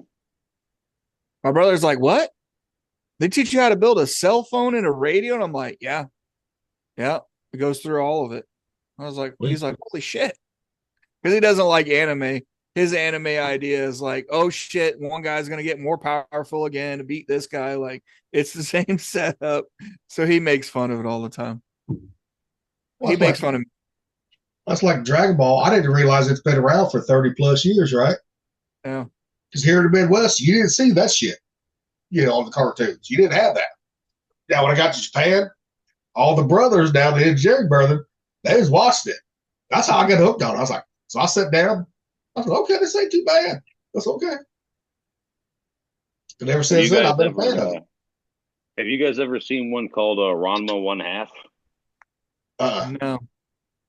So I had this roommate in A school. Not a roommate, a good buddy in A school when I was in FCA school. And this Hispanic guy, and he was like enamored with anime, right? And he watched this one called Ranma One Half, which is a cartoony type manga or anime rather. And the whole premise was he was cursed. If he got cold water on him, he turned into a woman, even though he was a guy. His brain was still a guy when he had the body of a woman, and all the hilarious shit that can happen when that happens, right? And when you poured hot water on him, he turned back into a dude. So whenever this happened, he had to go find some kind of hot water. But he had this, hard to get chick that he absolutely loved, who was kind of a straight girl. She was kind of serious and thought he was annoying. And then there's like this uber hottie that absolutely was, enamored with him that he wasn't interested in, but like she was a complete psychopath who, like hurt people who like tried to take him and stuff. I know it sounds bizarre as I describe it, but that shit was funnier than hell. I'm gonna have to see if that's on Crunchyroll. I'm gonna have to. Yeah, Roma. What was it? Roma. Ranma, Ranma. Oh, Rama. Okay. Yeah, Ranma One Half. Take a look at it. It's pretty entertaining. I'll definitely take it. That's hilarious because Sounds like there's a hell of a lot of comedy in it to like find like hot water to like change back. Right. Yeah, exactly. Oh shit. But Is you know, it- like we're talking about like you like Dragon Ball is like a mainstream. Yep. You know, Dr. Stone is on Netflix too. Like you can watch Dr. Stone on Netflix. They're a little bit behind, but You get a pen and paper, love. you know, you get like Food Wars. I haven't seen it anywhere other than Crunchyroll. Yeah. That's like One Piece. It was only on Crunchyroll unless you bought the DVDs for the longest time. Then Netflix made that live action thing. Yeah. You know. And then it became mainstream because Yep. it's one of those things that, you know, laughing about being hipster when we're talking about all this old shit. It's like, you know, I used to get beat up, you know, for playing Dungeons and Dragons and looking at comic books. You know, when you're in the old Marvel and shit, you know, people are like, what? Marvel made like trading cards? And you're like, oh yeah. Oh yeah. Oh, dude, I still got all mine from when I was a kid, man. I got a I- shitload of Marvel trading I cards. got a bunch of, well, I'll show you like my favorite one right here. I got Thanos right here. Yeah. See it? And then Yeah, I I've can got see it. Galactus on the other side. So those were my two favorite ones. And it, you know, this is out, I think, series 2 from 1992. People, you know, like, oh no, they're all in these comic book conventions and anime. It's like, you have no fucking clue, you know, like what any of this shit is. That's My one thing favorite I've never part been of to is Comic Con. Never been to one. I've been to Neither 2 have I. of them out here. And How's it smell? how's it smell?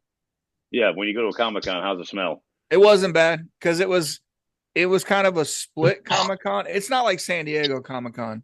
This is what the Tidewater one was out here in Virginia. So it wasn't too bad going through there because the convention center's got a lot of ventilation. So Okay. it wasn't too bad getting through there because they have other kinds of vendors like you know, you've got your toy vendors, you got your comic vendors, you got your, you know, stars there doing their autographs. And then you got like local vendors that selling like their own comic books, their own books, just kind of random stuff throughout, you know. And it's been cool. Me and Marcus were at the one last time. See, they have one in Kansas City I've never been to. You know, I'm like, It's definitely worth going to if you enjoy. Like, I found a rare Fallout canvas of Nuka World. They only made so many of them, and I paid $25 for it. And there was only like a few hundred of them made, yeah. and it's literally like a canvas map of Nuka World from Fallout 4. So Cool. yeah, and you can find gems in there, man. Old GI Joe toys and fucking you name it. Like it's Speaking of G.I. Joe, I wish I would not blown up all my original. And my brother was pissed because me and my brother both collect G.I. Joes, right? Mhm. And I started blowing his up too. And then I blew up some of his Star Wars shit too. Oh, Oh, Yeah. oh. I mean, Yeah, that's when you stretched them out in the middle and you put your firecracker right in between the rubber band and I didn't use this any firecracker. I was using the M1000s oh yeah, the big ones. when they still made them, when they still legal. When you can still buy them like at the corner Yes. store. Yes. And they wasn't the ones with cardboard around. They were the metal ones. I didn't see those. I always got cardboard ones. Had the wax ends on them. Well, yeah, but you had to go to certain places here in Missouri to get those. Fucking quarter stick of dynamite, man. Yeah. That's what I love about like our childhood. Like we were allowed to play with like quarter sticks of dynamite and shit.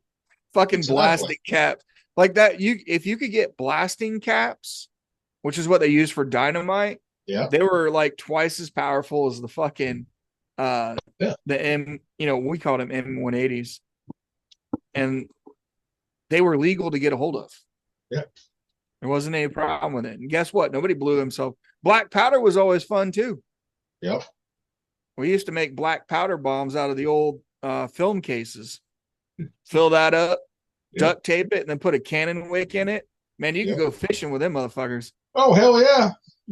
But my favorite thing to go fishing with, you remember those old fucking crank phones that like 1800s, 1900s? that Yeah. had it. The fucking people have their houses and train stations. Dude, you can zap some fucking fish with them motherfuckers. Yeah, you can. It doesn't kill them; it just stuns them. They float right up. It's They like a dip fucking that. megger, dude. Like the Yeah. fucking meggers, and be like, "Hey, touch this." And you're like, "What's going on?" Oh, you son of a bitch! But if you get caught using it, especially here in Missouri, that's a hell of a fine there. That's one hell of a fine. Because that's how the conservation, that's what they do when they pretty much count the fish that's in the rivers, lakes. They stun them using the same principle, So they just don't want us using it to get all the fish. A lot of times we got hit by other fishermen because obviously purists, and they're like, this fucking bullshit, and they would run you off if you're doing anything outside of just line and pole. You know what I mean? But when we did that, my dad showed me that trick. But he's always at, like ponds, old farm ponds, right? That no one else, either family had owned or the people that owned it, we were real good friends with. So they didn't care. Yeah. Yeah. That's the same way with us. Like we did that on most of the private ponds that we had family with. That's like the catfish pond I used to go to, not too far from mom and dad's house. Dude, they fucking fed them. I mean, they fed them. So all you had to do, if you didn't want to stay there all day, you want to catch your limit, all you had to do was fucking throw some chub out in the water. Dude, they just come right up and take a dip net. Boom. Man, I had my Uncle Joe, like the couple days before we went out fishing at his pond, had just stocked it with like 500 bluegill, crappie, and like smallmouth bass. He's like, I just stocked this thing, and it was literally like that. Like we got tired of putting our fucking pole in the water. Yep. Crickets, worms, whatever the fuck, anything you could put on there, they were gonna bite it. We left out of there with like 50 fucking fish. Yep. And he's like, thanks. But the best bait to use on catfish is actually hot dogs and cheese. The best bait to use. But the hot dog's hard to get to stay all that trouble with. It's very hard to keep it on there. Yeah. But a lot of people's like, I thought my dad was fucking full of shit. First time, because he's out fishing me. I'm sitting there using fucking stink bait, right? I said, Dad, what the fuck are you using? He said, just hot dogs and cheese. He outfished me. So I started using that shit. And I was like, damn. I said, fuck that liver. Fuck that stink bait. Fuck that. If you get hungry, you got to staff. He says true. That's like River. He fishes with his mom because they do law on the river, the Missouri River, and small rivers called Labib. Hell, he caught, two little small fucking paddlefish, spoonbill, but he couldn't keep it because they wasn't long enough. But they did one. Two, I showed you a little tape. Yeah. They were able to keep them. What the hell's the link on those things? Well, they got to be, depends on where you're at. Where they was at, it had to be at least 32 inches to keep. Now if you go like southern Missouri down around Warsaw, they got a big old fucking Stockton Lake, right? And other rivers down there, they have to be at least 36 inches. But those ones down South Missouri, they're a lot bigger, weight-wise. That's where you average your 70-pound fucking spoonbill at down there. That was a big fucking fish. Mate, do you do any fishing out there in Washington? You know what? You guys are probably going to crucify me, but I don't fish. Some people don't. We're not going to crucify. It's fun, but it's never really was my thing. So Mick, what do you do as fun? What are your hobbies? Oh shit! What did you do after you got out of the NEAT? There's long story short, I became an auto mechanic for quite a while. Became an auto mechanic, mostly in New York. Moved back out here.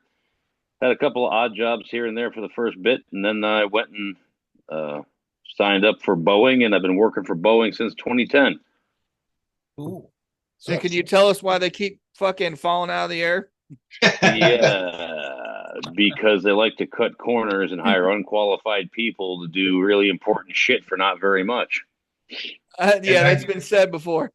That goes back to that DEI bullshit. Right there. I'm saying it again. You can't fly a plane on programs that were programmed by guys who were earning $9.50 an hour. This is true. It's a really universally bad idea. Yep. We won't go too far. No politics today. Yep. That's as much as we're getting into. No, that's not political. That's just the way it is. Right? That's just truth right there. Yeah. Here. This is what I got for Boeing right now, and it's. I'm sorry you don't understand my plan. I have neither the time nor the crayons to explain it for you. Uh-huh.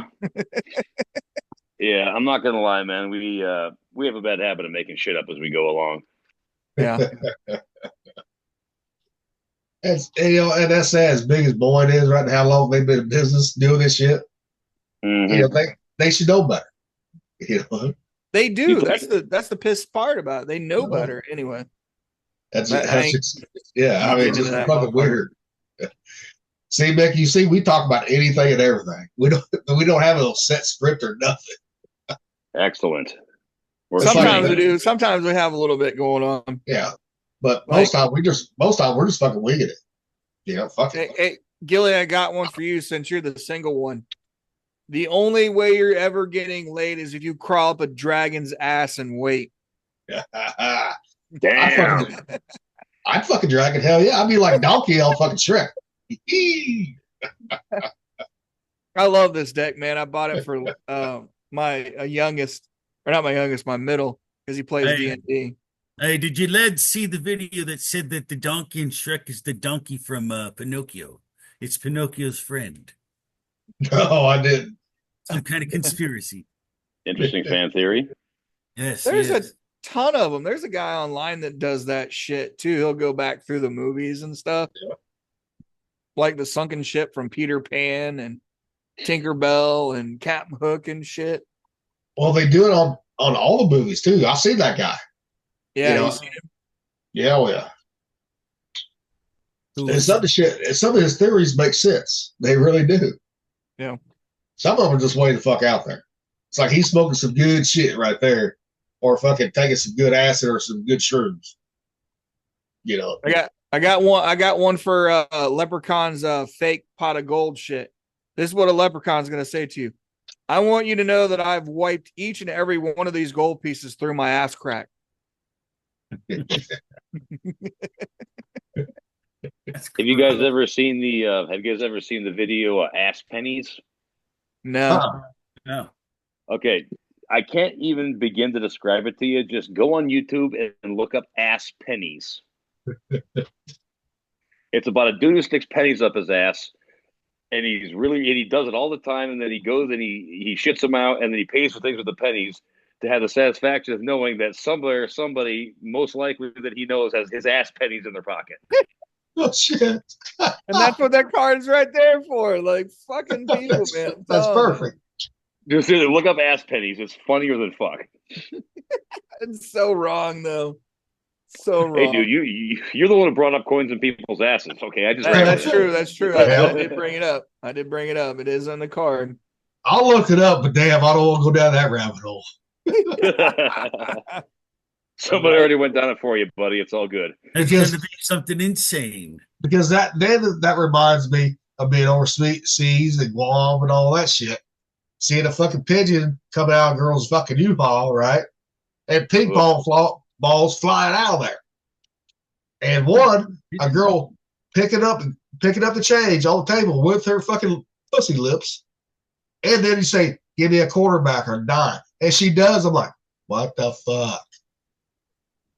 I have seen an egg disappear and then get shot with expert aplomb into a waiting glass. And I'll tell you, it's not fake because remember the darts when they'd hit the balloons? Yes, I forgot when about the power went out in Thailand. We went and they were doing it by candlelight that night, the bar we were at, and the dart hit the balloon, but it didn't pop it, and the motherfucker hit me in the shoulder. So I knew there was a real dart coming out. You know, the little darts, like the blow darts, you know, like the real small ones, like kind of like pellets were. That motherfucker hit me in the shoulder. And I was like, this is fucking real. 100% real. There's no tricks in here. Nobody's popping it for her. She's doing it herself. Now, who the hell else could tell that fucking story? Sailors. Yeah, only that's sailors, about it, dude. Well, sailors and Marines. Yeah, some jarheads can too. Yeah. Oh, I had a guy, a Marine, that was stationed with my buddy, He was an EM. There was a spot in Thailand that they had a bet, right? So this chick, what she would do is you would get up on the bars, and if you could shit on her, you would get paid, right? The trick was that she would blow in your butthole and it'd make it all pucker up and you couldn't shit. So this Marine took it on himself to eat like all kinds of crazy shit for breakfast in the morning, and he was blowing up that morning, and he went and did it, and he fucking shit all over, dude. It was fucking crazy. He was telling me about it. I was like, no way. And he's like, and it was the funniest story because he's so animated about it. Like, the way his voice and the way he like told the story, dude, I fell out of the pack chair, dude. I was in tears because he's like, I got to shit right now. And he like jumped on those things, pulled everything up, and he's like, let's go. And just let it rip, dude. I was like, he's telling this story. I'm just like, oh my God. Do they know what happened afterwards? What happened to the girl? He got like thrown out of the bar, like they called him cheating and everything else. They didn't pay him for anything, but he's like, fuck it. I got it. He's like, that's my story. I've got it. It happened. But I mean, if you're gonna put up a game like that, like, you gotta expect that to happen if you're gonna have people take it on, Hey, where was this at again? It was in Thailand. I think it was in Pattaya, is where it would was. have to be. It would have to be. It wasn't in Patong or anything like that, but I'm pretty sure it was Pattaya when they were out that way. Yeah, it has to be Patty because Phuket didn't have nothing like that. No, nothing crazy like that. I mean, it was crazy, but not that crazy. Okay. No. So I gotta ask, in Thailand, did any of you manage to win a game of Connect Four against a Thai hooker? Oh fuck no! Me neither. There's no fucking way to beat them. No, there isn't. I lost so much money. Well, not really a lot of money, but in their terms of money, I lost quite a bit of money playing Connect Four at the bar. A lot of people laugh, but man, they are like elitist for Connect Four. They should be in like competition. Yeah, they're like the Bobby Fishers of Connect Four. It's the weirdest fucking thing. It only took me it only took me 2 losses to realize I wasn't beating them. So I just sat there and just drank. Yeah, because remember what an oddly specific thing to be good at, Yep. Yeah, because it was Connect Four. Remember the strip of mini bars, and it was nothing but playing games with women. Yeah, you know what I mean? Like, yeah, nothing but them playing. And they had the nail in the fucking stump too. Oh yeah, I never could win that one either. And you're going up against women. You're like, women, and you're like, they have the technique, and you're like, I never beat them either. Never could beat them at the nail or Connect Four. Nope. Now, people don't believe me when I tell them that story. They're like, really? Connect Four? I'm like, trust me. Just if you're ever there, just try. Yeah, go play Connect Four with them. Like, see how you're going to do. Knock yourself out, buddy. Yeah. Like, what? You're playing Connect Four in Thailand? Like, oh, yeah, it's fun, dude. You can get your ass whipped, too. Yes, you will. Time and time again. The thing is, a lot of these people who tell these stories to you, they never served or never went outside of the States. Oh, no. Yeah, right. They never, if they do go outside the States, they go to where the tourists go. They go to Cancun, something like that, right? Right. There ain't none of them going. Most of them ain't gonna go to Australia, fucking Thailand, Philippines. They're not gonna go. Well, they go to sanitized tourist areas. Yeah. I like my father and my brother had a timeshare in Dominican, and as they're getting there from the airport, they're running into issues until they get to the hotel, and then they're like in a sanitized lockdown spot. That's what I like. We was never in sanitized spots. If we was, we got the fuck out of there and went to where the locals are at. Man, we had that happen in Australia. I don't know who. I think Wood was with me and somebody else. We walked into a bar and they locked us in and they started a wet t-shirt contest. Yep. They're like, hey, $20 at the front. And we're like, why are we paying $20? Guy was like, trust me. We're not letting anybody in here after this. And we're like, okay, $20. They locked the bars, man. Fucking beer started coming. A wet t-shirt contest started. Nothing advertised. Nothing. Just on the whim, dude, out of the fly. Boom. And you're like, holy shit. Let's go, dude. And it was Well, like dollar beers after you paid for it. That was it. It was dollar beers. because those countries don't have to advertise that shit like they do, like the bars do stateside. Fuck no. You know, that's like strip clubs here stateside. Everybody's like so in love the U.S. strip clubs, right? I'm like, these are fucking tame. These are fucking not shit.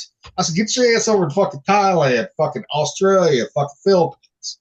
I said, there you're gonna see the real shit. Guam too. The ones in Hong Kong were ridiculous. Yep. Mexico got a little bit crazy too.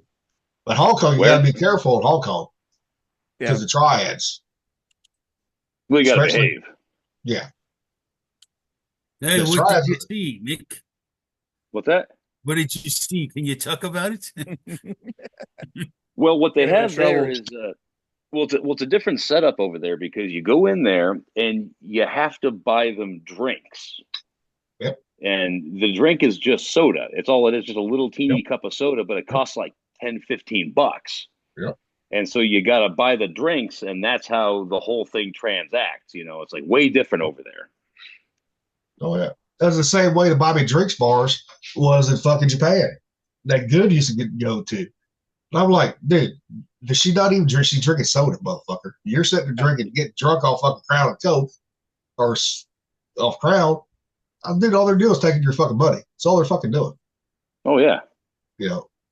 Yep. Now in France, in the Bobby Drink bars there, you can get a blowjob or a hand job right there, too, if you want to. You know? Never made it over there.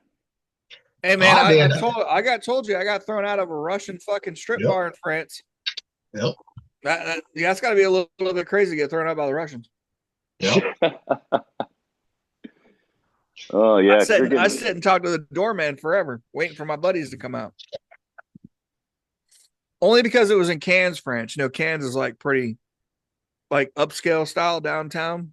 So, like where the film festivals and shit are at. That one was pretty good. That was a crazy day right there. That's where I should have went to Captain's Mess. And probably died on the street. Trying to find buddies. Because you remember like the Liberty, you weren't around for the Liberty Buddy system where you had to go out with people. Yeah. That was a rough system. Like you had to go out with 2 or more people, so a group of 3, and one of you had to be the designated non-drinker. Seriously? You're telling sailors to go out, one of you has to be a non-drinker and get everybody back, basically. Bullshit. Yeah. See, when they started that fucking non-drinking rule, right, for the buddy system, especially on the East Coast, I'd already got out by then. Because there was no way in hell, if they wouldn't have that when I was on the East Coast, I would never have been designated fucking sober. Well, they started Cinderella Liberty again. And the whole, you had to have a request check to stay out in town and had to show receipts where you were staying at, who you were staying with. Oh, yeah. When was it's still going on now. When did that start? When I went, 2005, 6-ish. Really? Yeah. Dude, that's fucking ridiculous, man. You can't have no fun doing that. Yeah. I think it was because of what happened in Japan. That was part of it, yeah. You know? Well, hell, Okinawa was always a fucked up place. You know? That's like but hell, Rocky, the first time me and you went to, since we was only E2 and E3, right? First time we went to Australia, we had Cinderella Liberty. The only ones that got to stay over was E4s and above. Oh, yeah. Yeah. You know? Because that's what we was glad when we made E4, because then we didn't have that bullshit no more. Yes, because we could stay out all night. Yeah. Yeah, you were treated like an adult because you were an adult. Yeah. If you didn't make it fucking back, you didn't make it back, and you took the consequences for it. But then that time 98 rolled around, we went on Southpack then, and then we went on cruise in 2000. All that shit went away. Everybody could stay out, no matter what rank you was. Yeah, I've never had Cinderella Liberty or anything like that. In 97, it was still a thing, but they did away with it finally. Then they brought it back, you know. because like the East Coast, right? I got on Laboon. I was like, first fucking port, right? I'm like, the fuck, you gotta have a buddy signed out with? Go out fucking. Mhm. I was like, what the fuck? But you didn't have to have 3 or 4 at a time. You could be just 2. Yeah. You know. And they put it under the guise of like safety and numbers is what they were trying to use it as when they first implemented it. So The shit, I never got killed overseas. Fuck, come on down to the ports. Come on. I came close probably a couple times, but you know. no, I mean like sitting watching the fucking sun come up on Thailand's beach there in fucking at Patong Beach, Yeah. hanging out. Like you don't get to fucking do that shit anymore, man. You don't get to sit out and drink and fucking find a beach chair that's out there for the public and watch the sun come up over the ocean there. Or The most beautiful fucking thing I've ever seen. Or being Acapulco in '98, wake up fucking passed out on the fucking beach, butt ass naked.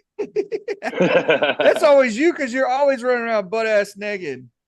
Well, these fucking girls, they stole my clothes. Luckily, I didn't have my wallet on me or Oh, my ID. shit. Luckily, it was in the hotel room. Oh, You know, fuck. I still think I got drugged that night. I got roofied that fucking night. I think I got roofied the last night in Thailand too. That's where they were carrying me to the bus.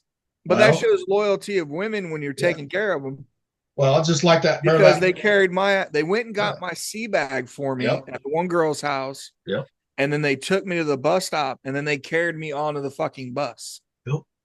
Well, this is like the night before you found me fucking passed out in the fucking ATM machine. And goddamn I did.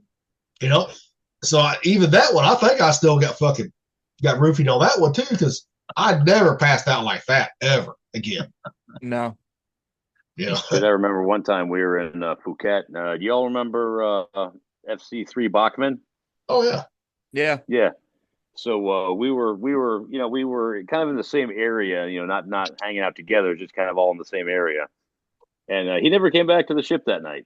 And next morning we went out and he was out there near the bar smoking a cigarette and like, dude, fucking what happened? He's like, well, evidently he got so fucking wasted. I guess he was spending some time with the girls and, buying a lot of drinks and, he was behaving himself, but getting a little wild. And he drank enough to where he got fucking blackout drunk. Well, when he woke up in the second floor of this brothel. Apparently what had happened was the mama-san had gotten him up there, laid him out on a cot up in the attic, and he woke up in his underwear with all of his clothes folded neatly next to him with his wallet on top. see, that's the one thing about fucking Thailand. You didn't really have to worry about so much someone robbing you. No, he was, like I say, he got crazy, and then, once he passed out, the mama-san's like, okay, well, let's get him tucked away. Shit, I remember this one bar. I was trying to fuck a mama son. I wanted to fuck her. You know, I hear that happens. but I never did. She They goes, know better.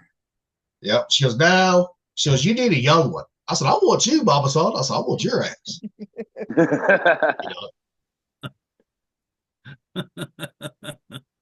Shit, I didn't give a fuck.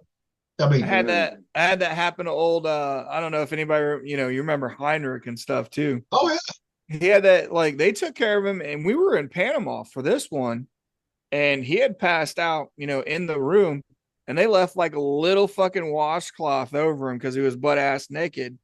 And they're like, you need to take care of your friend. I was like, what happened?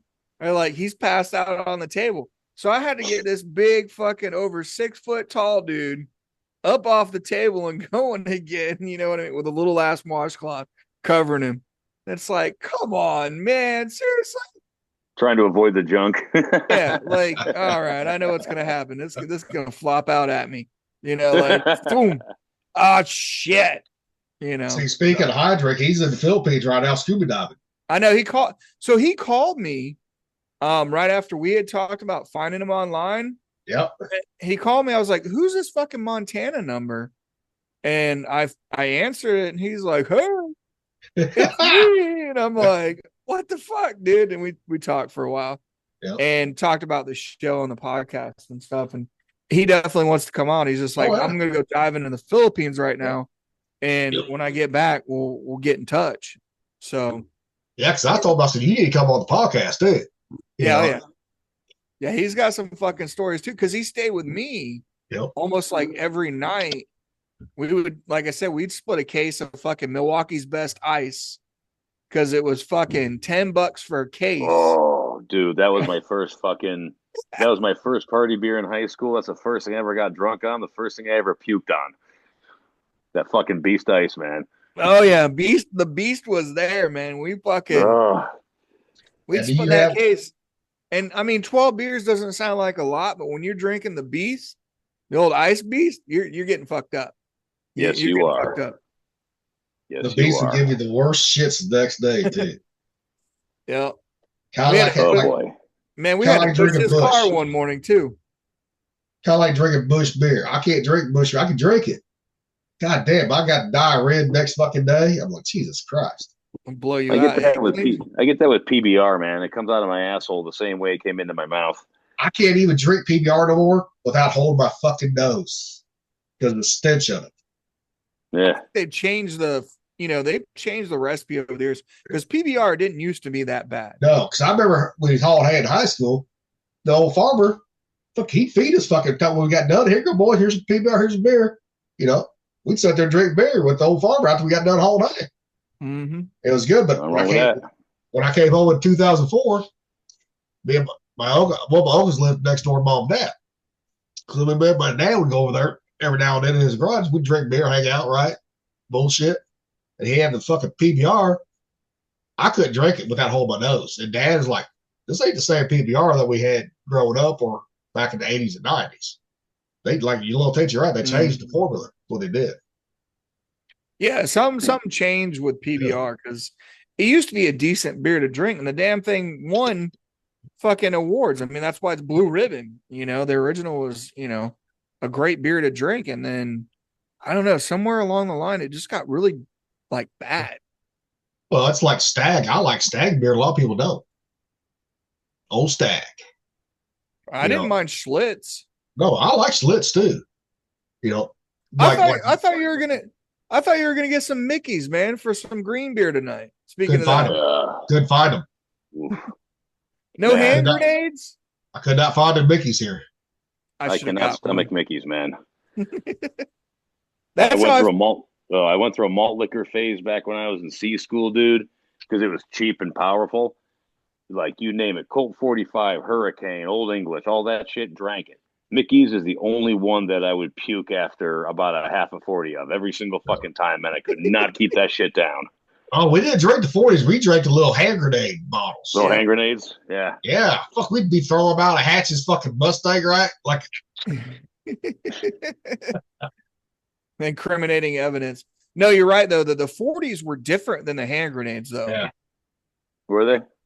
Yeah, because I had 40s before, and it was different, in my opinion. Like, I got way fucked up and, like, had an upset stomach off the 40s. Now, the hand grenades, I never did. Remember when we got the ice, when Mickey's made their first ice fucking dude? Never had that. We went to the races somewhere in Washington. Snohomish fucking racetrack. Snohomish, Up north. That's the night we came back and went to Shotzi's, and that's when I fell out of the truck. Yep. I opened the door. I looked like a fucking yolk out of an egg. I just opened the door and went bloop right on the ground, dude. Face first into the concrete. And of course, I wasn't 21. Well, close to 21. We'll say it that way. Yeah. To get into the bar. Yep. And they left me there on the ground for a little bit. I had to crawl my ass back in there. That's when I came to quarters with the fucking face and shit, all scratched up. Chief Smith was like, "What happened to you?" And I was like, "I got in a fight with gravity." And he wasn't chief yet. He was still first class then. Was he? Yeah, he was still first class then. Because he laughed his ass off when I said that. And they didn't say anything after that. He's like, "Are you fucking kidding me right now?" And he's like, "I got to turn around and walk away." Because they already knew laughing. They already knew who the fuck he was out with. So. Oh yeah, 100%, 100%. Like, And that's goes back to what telling all these stories that we always tell and love hearing Mick's stories too, and everybody else. Like, man, we had a fucking blast, dude. That's what made the Navy so much fun. Oh yeah. Oh yeah. Oh, definitely. And the military in general, every veteran out there, whoever's listening, Yep. I guarantee everybody's got some fucking stories Oh, that yeah. they had so much fun and what kept them, the camaraderie together and enjoy it. So Now my favorite port in fucking Mexico in '98 was Puerto Vallarta. That was was a my good one. favorite one. That was my That favorite was a one good right there. Puerto Vallarta was nice. See, 'Cause Puerto you could Vallarta is actually- the port where Puerto Vallarta, man. I was sitting on the beach, literally by a fucking palm tree, and there's this cantina probably 40 yards, off the beach, and this fucking probably 10-year-old kid, he would get me Sol beer, and they were selling Sols for 50 cents. Yep. So I'd finish up a beer, I'd put it in the sand. This little son of a bitch would come running out as fast as he could. He'd snatch it. I'd give him a buck. Yep. He'd bring me back another ice cold Sol, and I'd let him keep the 50 cents. And so this kid's like over the fucking moon, because that's a shitload of money for a 10-year-old kid Oh, in hell Puerto yeah. Vallarta in 1998, right? Yep. And so I just sat there on the beach, just looking at the ocean, getting wasted. I think I spent a total of like $10. See, me and Even and Kelly and Gardner, we rented Yeah. fucking dune buggies and also Carsgore too. We rented fucking 2 dune buggies. So we Sweet. we went to fucking this one place where they filmed Predator at. No shit. They had a resort there, and to get there is out in the mountains, right? To get there, you was going through these fucking these small villages, dude. Shit, you'd see like National Geographic dirt floor huts, right? That shit's real in Mexico, And then Carsgore, he's about half drunk going through the mountains, fucking no fucking guardrails, on the cliffs, right? He's like, hold on, boys, we're fucking drifting around these fucking curves. I'm like, oh fuck, we're gonna fuck. And then we get there, the helicopter for Predators up there on a pedestal, right? Dude, they had National Lagoon there that you fucking rocks slide, everything. No shit. Yeah, they let us drink there, everything. So we went there, God. and How then the we hell went did I to miss another that? place. Then we went to another place too. They had like a rock is like a natural lagoon, a big old rocks for the public, right? Yeah. Well, everybody like a whole swimming hole. That was fucking awesome. And that's where we also fucking left fucking Puerto Vallarta, went 4 hours into fucking Mexico and Guadalajara, where they don't speak no fucking, they understand English, but they don't speak it very well. And that's where I had to pay $100 to the cop because I ran into the chief of police's cop car. Almost knocked a bumper off. The car's going, me ship thinner, me fix. Ripped the fucking bumper completely off. I said, motherfucker, now that's what cost me $100 American right there. Carsgore picked up this fucking chick, this waitress, at this fucking little hole in the wall fucking bar. He's like, come on, let's go drive to the beach. I'm gonna fuck this girl on the beach, right? And she was just fucking fucked her in the water, right? And she's like, oh, it burns, because she was a virgin. She's like, it burns. He's like, let's get the fuck out of here, boys. I was like, oh fuck, we're going to jail tonight. Oh, Jesus. We never did though. Yeah, by the grace of God. Well, we almost went to jail in Tijuana one night. Can't remember who the fuck was with us. Lil Tate wasn't with us that night. I know Lil was with me, some other ones. But we got stopped right before the crossing that shit bridge. We got stopped. And fucking, they tried to fucking plant drugs on us, saying we got drugs on us, right? Well, I had $40 American on it. Because I always knew you always kept at least $40 on you in your sock, right? No one else had any money left. I'm like, what the hell? I said, we're going to jail tonight. Then fucking, I think it was Lil or someone's like, pushed one, like, so we ran all the way to the fucking border. And that was the last time because the federales got fucking Don in that one night. Yep. He was out there pissing, or he wasn't pissing. He was in the alleyway and somebody else was pissing. Yep. And they dragged him all in. Yep. And he got fucking stuck there for a while. And old Barillo, fucking, he was crossing the fucking, it was me, him, and Hodges and someone else. We was crossing the border.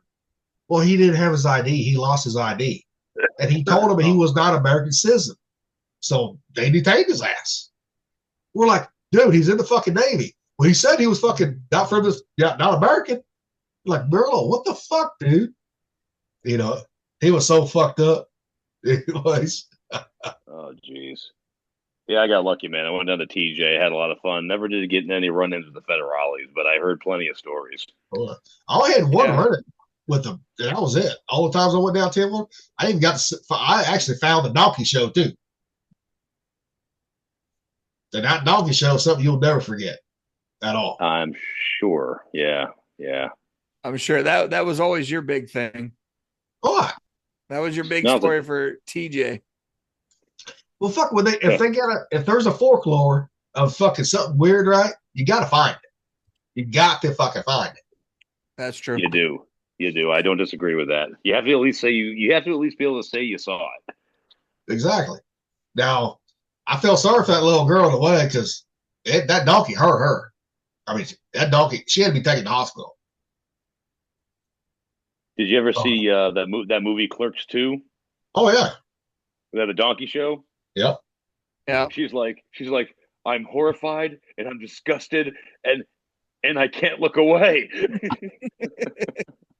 Yeah, because it's like, I'm Kelly. You're like, wait, what? The dude. I'm the sexy stud. This donkey's a dude. Kelly could be a guy's name too. Hey. You know, those guys were like South Park, man, with live action back in the day. You know, in Clerks, it was a stupid movie, but it was still good at the same time. Oh yeah, I own it, man. You know, today's generation don't know anything about that. You know, no, it's only cult shit they see in like short clips. Yep. I was like, I remember when the first Jay and Silent Bob movie came out, right? I love that shit. Now, the second one was kind of stupid, I thought. It was. Because it was pretty much the same fucking thing, pretty much. Well, I think all that shit pretty much ended with Clerks 2. Clerks 2 came out in like 2005, and I think that was kind of the last good one. Yep. Yeah, it was. It was for them. That's where they killed everything after that. Yeah, that one was great, and then it all was just, they should have just ended it there, man. Like, you know what? We had a killer run. All this shit was amazing. Let's just leave it the fuck alone. Because nobody in that whole series aged well. None of them. No. Rocky, you over there? You got a story to tell us, or what? Are you gonna sit there and listen with your fucking red beard on, you Mexican leprechaun? Yes, that's what I'm going to do. Si, senor, si. All right, this is one for you then. Go apologize to the tree that's working so hard to produce your oxygen. No. Oh shit. How many you drank now, dude? Huh? It's not talking. How many drinks have you drank there, Sealer? I'm only on number 3. I'm on 4. Straight.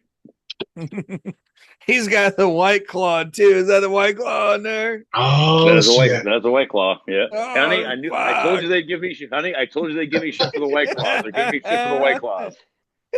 Take away his fucking man card, goddammit. Mick. Honey, give me the Lagavulin. Now, Lagavulin. She's gonna come out with a fucking frying pan and smack you with that son bitch.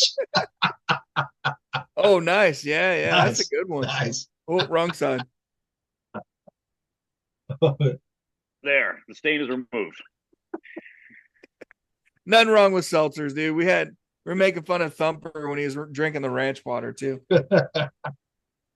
Ranch water? Yeah, ranch water is actually not that bad. It's pretty good. Well, when it first came out, it sucked. I thought he was. Yeah, it did. It was shitty, except for the spicy one. Yeah. Now they've redid the formula, and it ain't half bad, really. Yeah.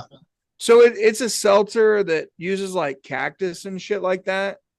Oh, okay. Like agave? Yeah, and it's supposed to be like a 0 calorie, just different type of, just seltzer. It's not as heavy, like carbonated. Right. At least mine wasn't. Gil, I think what you were drinking, it wasn't heavy. Oh, no, it wasn't. So, But even the carbonation really don't fuck with me too much. Nah. You know, as much as we fucking drink anyways, fuck. You know, if it did, we wouldn't be able to drink as much beer as we do. And damn, I wish Thumper was here because I would play this one on him. Maybe stop talking and rest your asshole.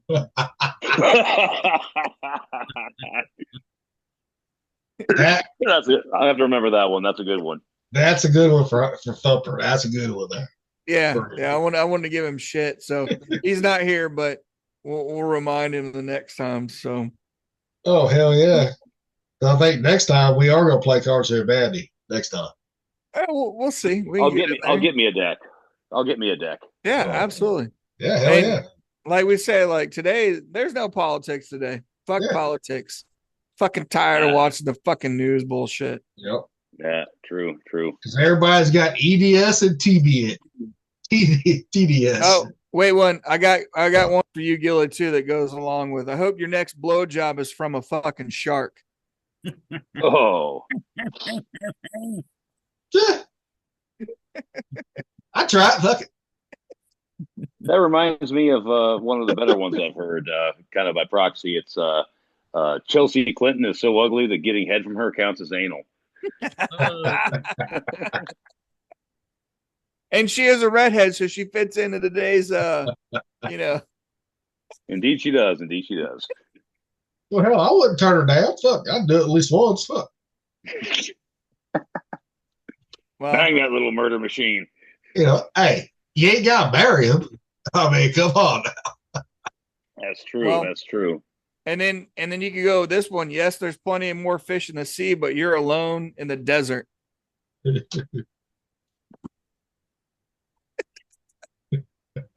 I love this deck, dude. This deck is fucking great, man. Which one are you looking at there, sailor? It's called the Deck of Many Insults, and it's this one right here. Let's see if the camera will pick it up. Hold on. The Deck of Many Insults. Yep. It's got a dragon on it. Parental advisory. So there's some good shit in there. Oh, it's a different game. It's not really a game. It's just like you can throw cards out and insult each other with them. So it's like, here you go. This is for you, Rocky. I can't take any more of your relentless twattery. Twattery. Hey, that is a pretty good one for twats. Or like for the stupid people, you couldn't hit the ground if you fell out of a fucking airship. That's like, you guys could fuck up a wet dream. Yep, yeah, exactly. That's one of the RDC sayings at boot camp. Yes, that was one of the things they said to me in Beast Crew. The crew. Or if anybody feels bad about themselves because they're not popular, this one says, you're as popular as a fireball in a fucking library. Which, unless you played D&D, wouldn't really make sense. So, I was going through some of the black cards on, Cards Against Humanity. Yeah. Why is Brett so sweaty? Oh, hold on. I got one for that. This week's mass shooting. But I mean, if Hodges had been here, that would have been perfect for him. Yeah. Give me another one. Give me another one. I got to set up right now. All right. Let me find one.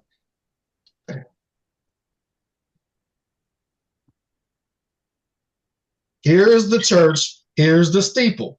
Open the doors, and there is flopping my flopper.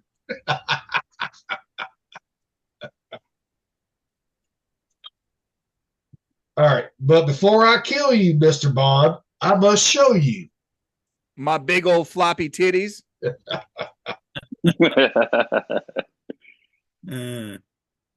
Introducing the basic superhero / sidekick deal is, and say that again. Hold on. Introducing the basic superhero sidekick deal. It's blank and blank. Stalin and emotions. I'm just playing with the cards I have right now. Aren't we all? It's okay, Mick. It's okay. Oh no, Siri. How do I fix it?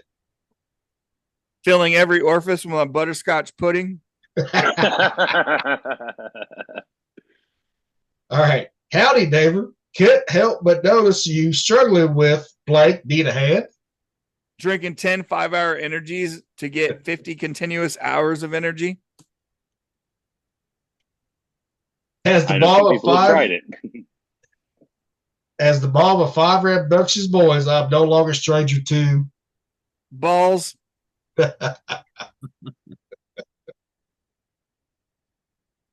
All right. Today on Mary, help, my son is. My good bra. My country, 'tis of thee, sweet land of. Exchanging sex for career advancement. Oddly apropos. Yeah. That's relevant today with women. Some women nowadays. Like, I mean, it Fucking- is. I mean, That was relevant in the Navy too, actually, now that we're talking about it. yeah, no yes. shit, right? I drink to forget. Your dick in them pants. I'm LeBron James, and when I'm not slamming dunks, I love. That bitch Stacy. I was hoping he was going to come up with Diddy. I was going to Well- say fisting. He loves If- fisting. Well, If hold that- on. I got another one. How about this? Covering myself with Parmesan cheese and chili flakes because I'm pizza. Invading Poland. Is that what it says? Just invading Poland? Yeah, that's the card I drew. Let's see what I got in here. A cat video so cute that your eyes roll back and your spine slides out of your anus.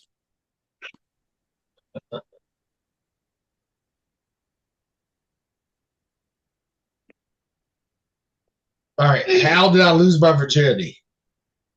Bees. Bees. Yeah. Birds and the bees, baby. Birds and the bees. Introducing extreme baseball is like baseball, but with. Throwing grapes at a man until he loses touch with reality. Okay.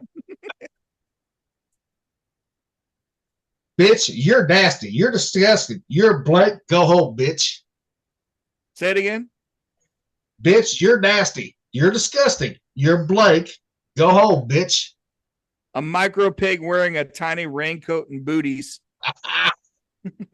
Sounds like England. That was good. I mean, dude, we could do a whole podcast nothing but shit like this. You know, if each one of us has a fucking set, right? Go ahead. What's your next one? I got 2 left in here. We'll finish it up. All right. All right. Parents are concerned about a new YouTube craze known as the Blank Challenge. Slamming a dunk. Say that? Slamming a dunk. That's what I got in there. Okay. I am no doctor, but I'm pretty sure what you're suffering from is called blank. The vanishing line between truth and misinformation. That's actually pretty fucking relevant to the I know, right? world. It's fucking I mean, true on there. Make it out of the politics, sailors. Another one that's strangely accurate. Yeah. Or be like, Well, how look- about this one? I should have added this one. The last time I saw a face like that, I felt bad for the zombies. That's a good one. I mean, Or you're as thick as a minotaur's ball sack and twice as ugly. how What do he you think, broke out Lance? the nasty You're- bundle yet. You're as Well, thick here, as a Minotaur's ball sack and twice as ugly. Yeah, the wife approves of that one. She liked that one. Outstanding. That's what we want. Do you got any white cards up, Gilly? Just Oh pull yeah, up- I just opened up the period pack for the nasty bundle. I got one for you then. All right. Whenever you're ready. All right, go. My new favorite porn star is Joey Blank McGee. Destroyed a pair of underwear. That would sucked. That's bad. Uh, All right, go ahead. Give me another one on that one. All right. Hey guys, I know this was my idea, but I'm having serious doubts about Use a Smucker's Uncrustable as a maxi pad. Oh, That was pretty fucking good right there. Okay. well, that makes okay. that makes you want to get your purple wings.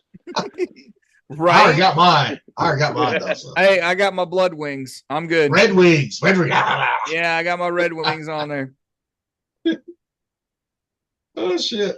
And those people that don't know what red wings are, too fucking bad. Figure it out yourself. Yep. They're not a work boot, I'll tell you that. And you don't want green wings. You do not want green wings. Nope. But the red Oh, wings good Lord. is nature's ketchup. Yes, sir. Like they say, the only thing that a period ends is a sentence. Hell yeah. All right, I got one for you, Gilly. You ready? Yep. Why am I sticky? The vagina hole. Eh, I'd say it's a little on the nose, but that's the wrong side of the body. I mean, I'll just pull some off right off the top. no, without I even know looking that's at 'em. that, and that's what I was doing. Like that's why there's like, All right, I got one for you, little tape. yep. Tampax. Don't let your period ruin. Hold on. Diversity, equity, and inclusion. That's literally what I just pulled right there. Diversity, equity, and inclusion. Can a woman really have it all? A career and A good, strong gorilla.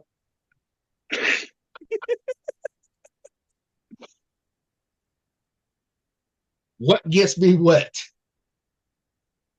Pooping in a laptop and closing it. Oh, shit. Even River thought that was funny. Did you, buddy? That was good. Oh, hold on. I'm going to go grab a beer real quick. All right, damn. I gotta go get rid of one real quick. I can't believe I waited this long to get this fucking game. I just had that idea, dude. I know. I'm glad you did have that idea. Fuck, Thank you, man. Rocky. Like this is a lot of fun, dude. Like this Be right back. This is what we need to be right here. Playing like a little bit of fun and get some other people involved too. Yeah, most definitely. Hey, crap, I forgot to. I'm supposed to be talking like a leprechaun the whole time. Yar. I learned to talk normal, so we'll talk in a normal. You need to get back in that voice now. Get back in your cage. Dude, I mean, I love this fucking nasty motherfucker. I mean, Yeah, the that's just nasty one one. set. Like, I may have to look. I thought we got it too. They got the weed pack, too. You know, the fucking picture card pack. A few extra nasty cards for you people. Oh, Picture, I gotta another go card pack. Picture card pack. Saves America pack. Ass pack. Ass pack. All right, I'm good. Let's go. Oh, we gotta wait for Mick to come back. Here, give him a cowboy hat there. Cowboy, how many hats you gonna change into? You Well, I got my fucking fucking- hatter and shit. Dude, I got my little fucking newsboy hat right there. You know, but I want my cowboy hat on for this one. There we go, fellas. There we go. But I gotta keep these separate from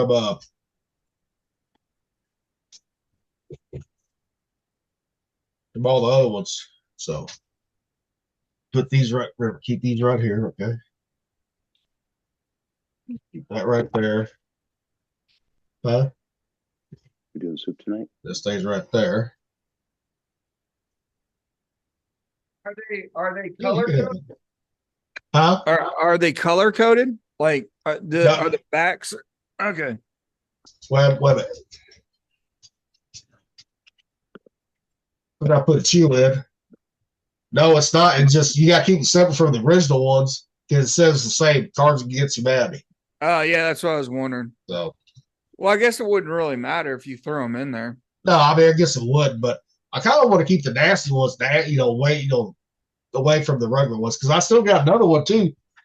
600 more cards right here. Oh, this one I've never opened up yet. I got a good one, another good one in here too. Go ahead, whatever you want to ring out, Gilly. I got one ready. All right. My body, my voice, Blake, my choice. Explaining the difference between sex and gender.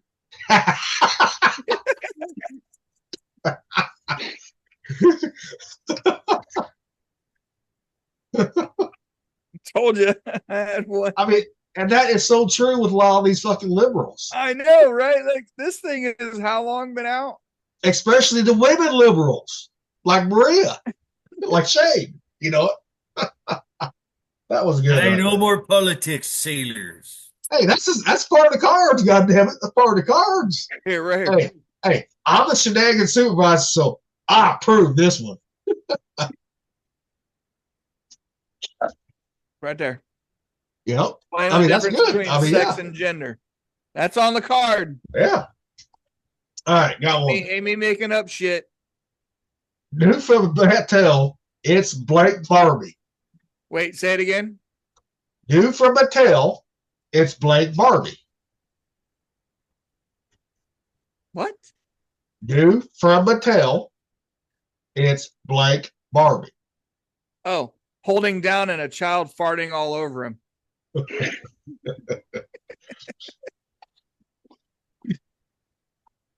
This one's for all you liberal women right here. My vagina is angry, my vagina is furious, and it needs to talk about Blake. Vomiting seafood and bleeding anally. Yeah, the seafood part checks out.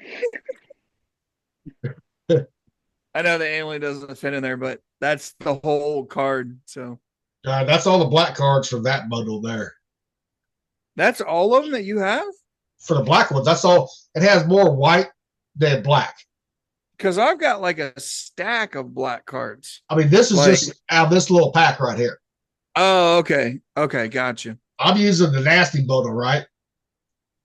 River, put those back in that pack, please, so we don't get those mixed up. This one, put it back in the box for me, please. Okay. River, you've been quiet all night.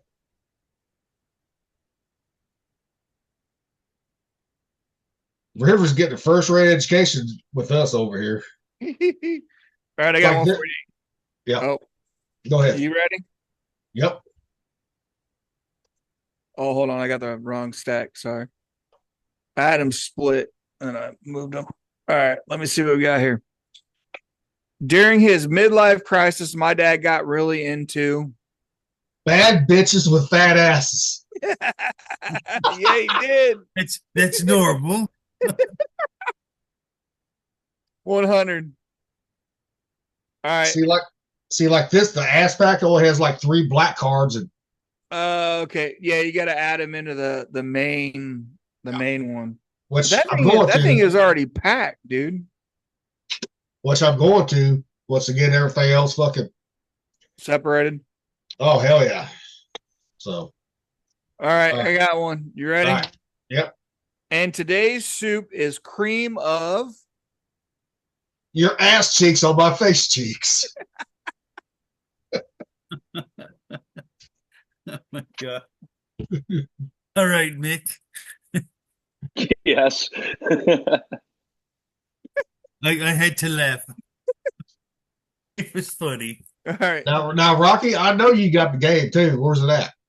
It's right here in the box. All right, your turn. Your turn. Yeah, you get you get to add a black card. Let's go. Come on. All right, I'll do a black. Now we got to get Mick buying himself one. I promise the next time I do this, I will have Cards Against Humanity. Hell yeah! And that will be. I'm a really sick fuck when it comes to this game. Yes. Okay. Good. Yeah. You're just like the rest of us on this one. I can play this shit for hours. I've never played it before. It's first time. All right. I got. Oh god, it's great, dude. is a slippery slope that leads to tracing the furrows of your Celtic ass-loving cartographer. Swamp ass. swamp ass. Why do I hurt all over? Getting out a hot stack of pancakes on a pat of butter. Eating pebbles, shitting the pebbles, then eating the shit pebbles, and then shitting those pebbles again. That would explain it. It's very logical. A romantic candlelit dinner would be incomplete without being grossly unprepared for this jelly. A middle-aged man on roller skates. No, that's sick. That's sick. All right. Just saw the upsetting video. Please share. Hashtag stop blank. Wait a minute. We got to do pack out. Say that again. Just saw this upsetting video. Please share. Hashtag stop blank. Deep throating a man's foot. I have consensual sex. No, sir. No, sir. Okay. Here's one. Fun tip. When your man asks you to go down on him, try surprising him with blank instead. Virgin boy eggs. Chinese state propaganda.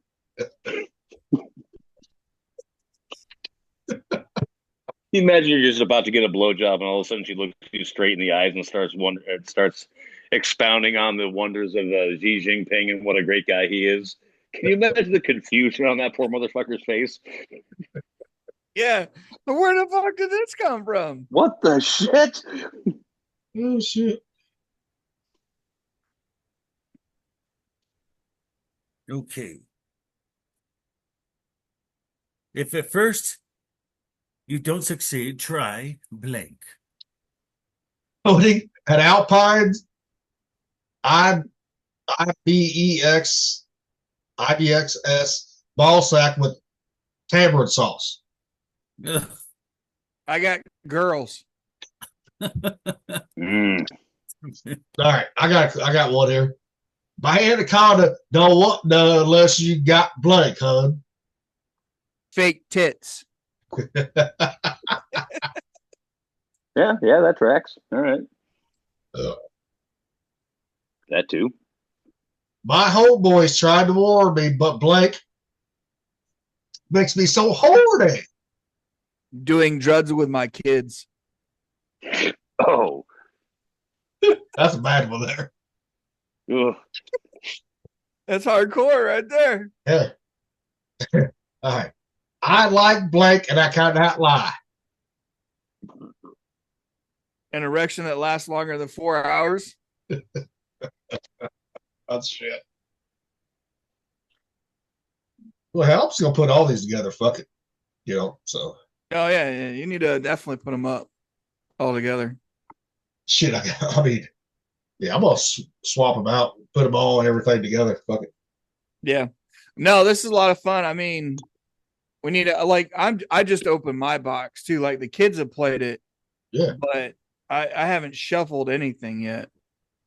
So everything that's coming out is like out of the box where it was set out. Yep. Which I do have a card shuffler, but it won't hold this many cards. The shuffle. No, there's so many responses. Oh fuck, man, yeah. I'm still gonna put all the white cards together, all the let's try to save America Pact. Let's see what y'all got on that one. God damn it. Get out of there, you son of a bitch. What are you laughing about, boy? All right. I got a hardcore one in here. All right. They're bringing drugs. They're bringing crime. They're rapists. And some, I assume, are blank. Crashing a plane in the World Trade Center. Oh, shit. Right there. Hold on. Can you see it? All right. When asked about the biggest threat facing the nation, 6% of Americans said blank. Assaulting a police officer. Now is the winner of our discontent, made glorious by summer by blank. Oh, let's see what I got. Getting eaten out by a dog. The dog pill. The fault, dear Brutus, it is not in our stars, but in blank.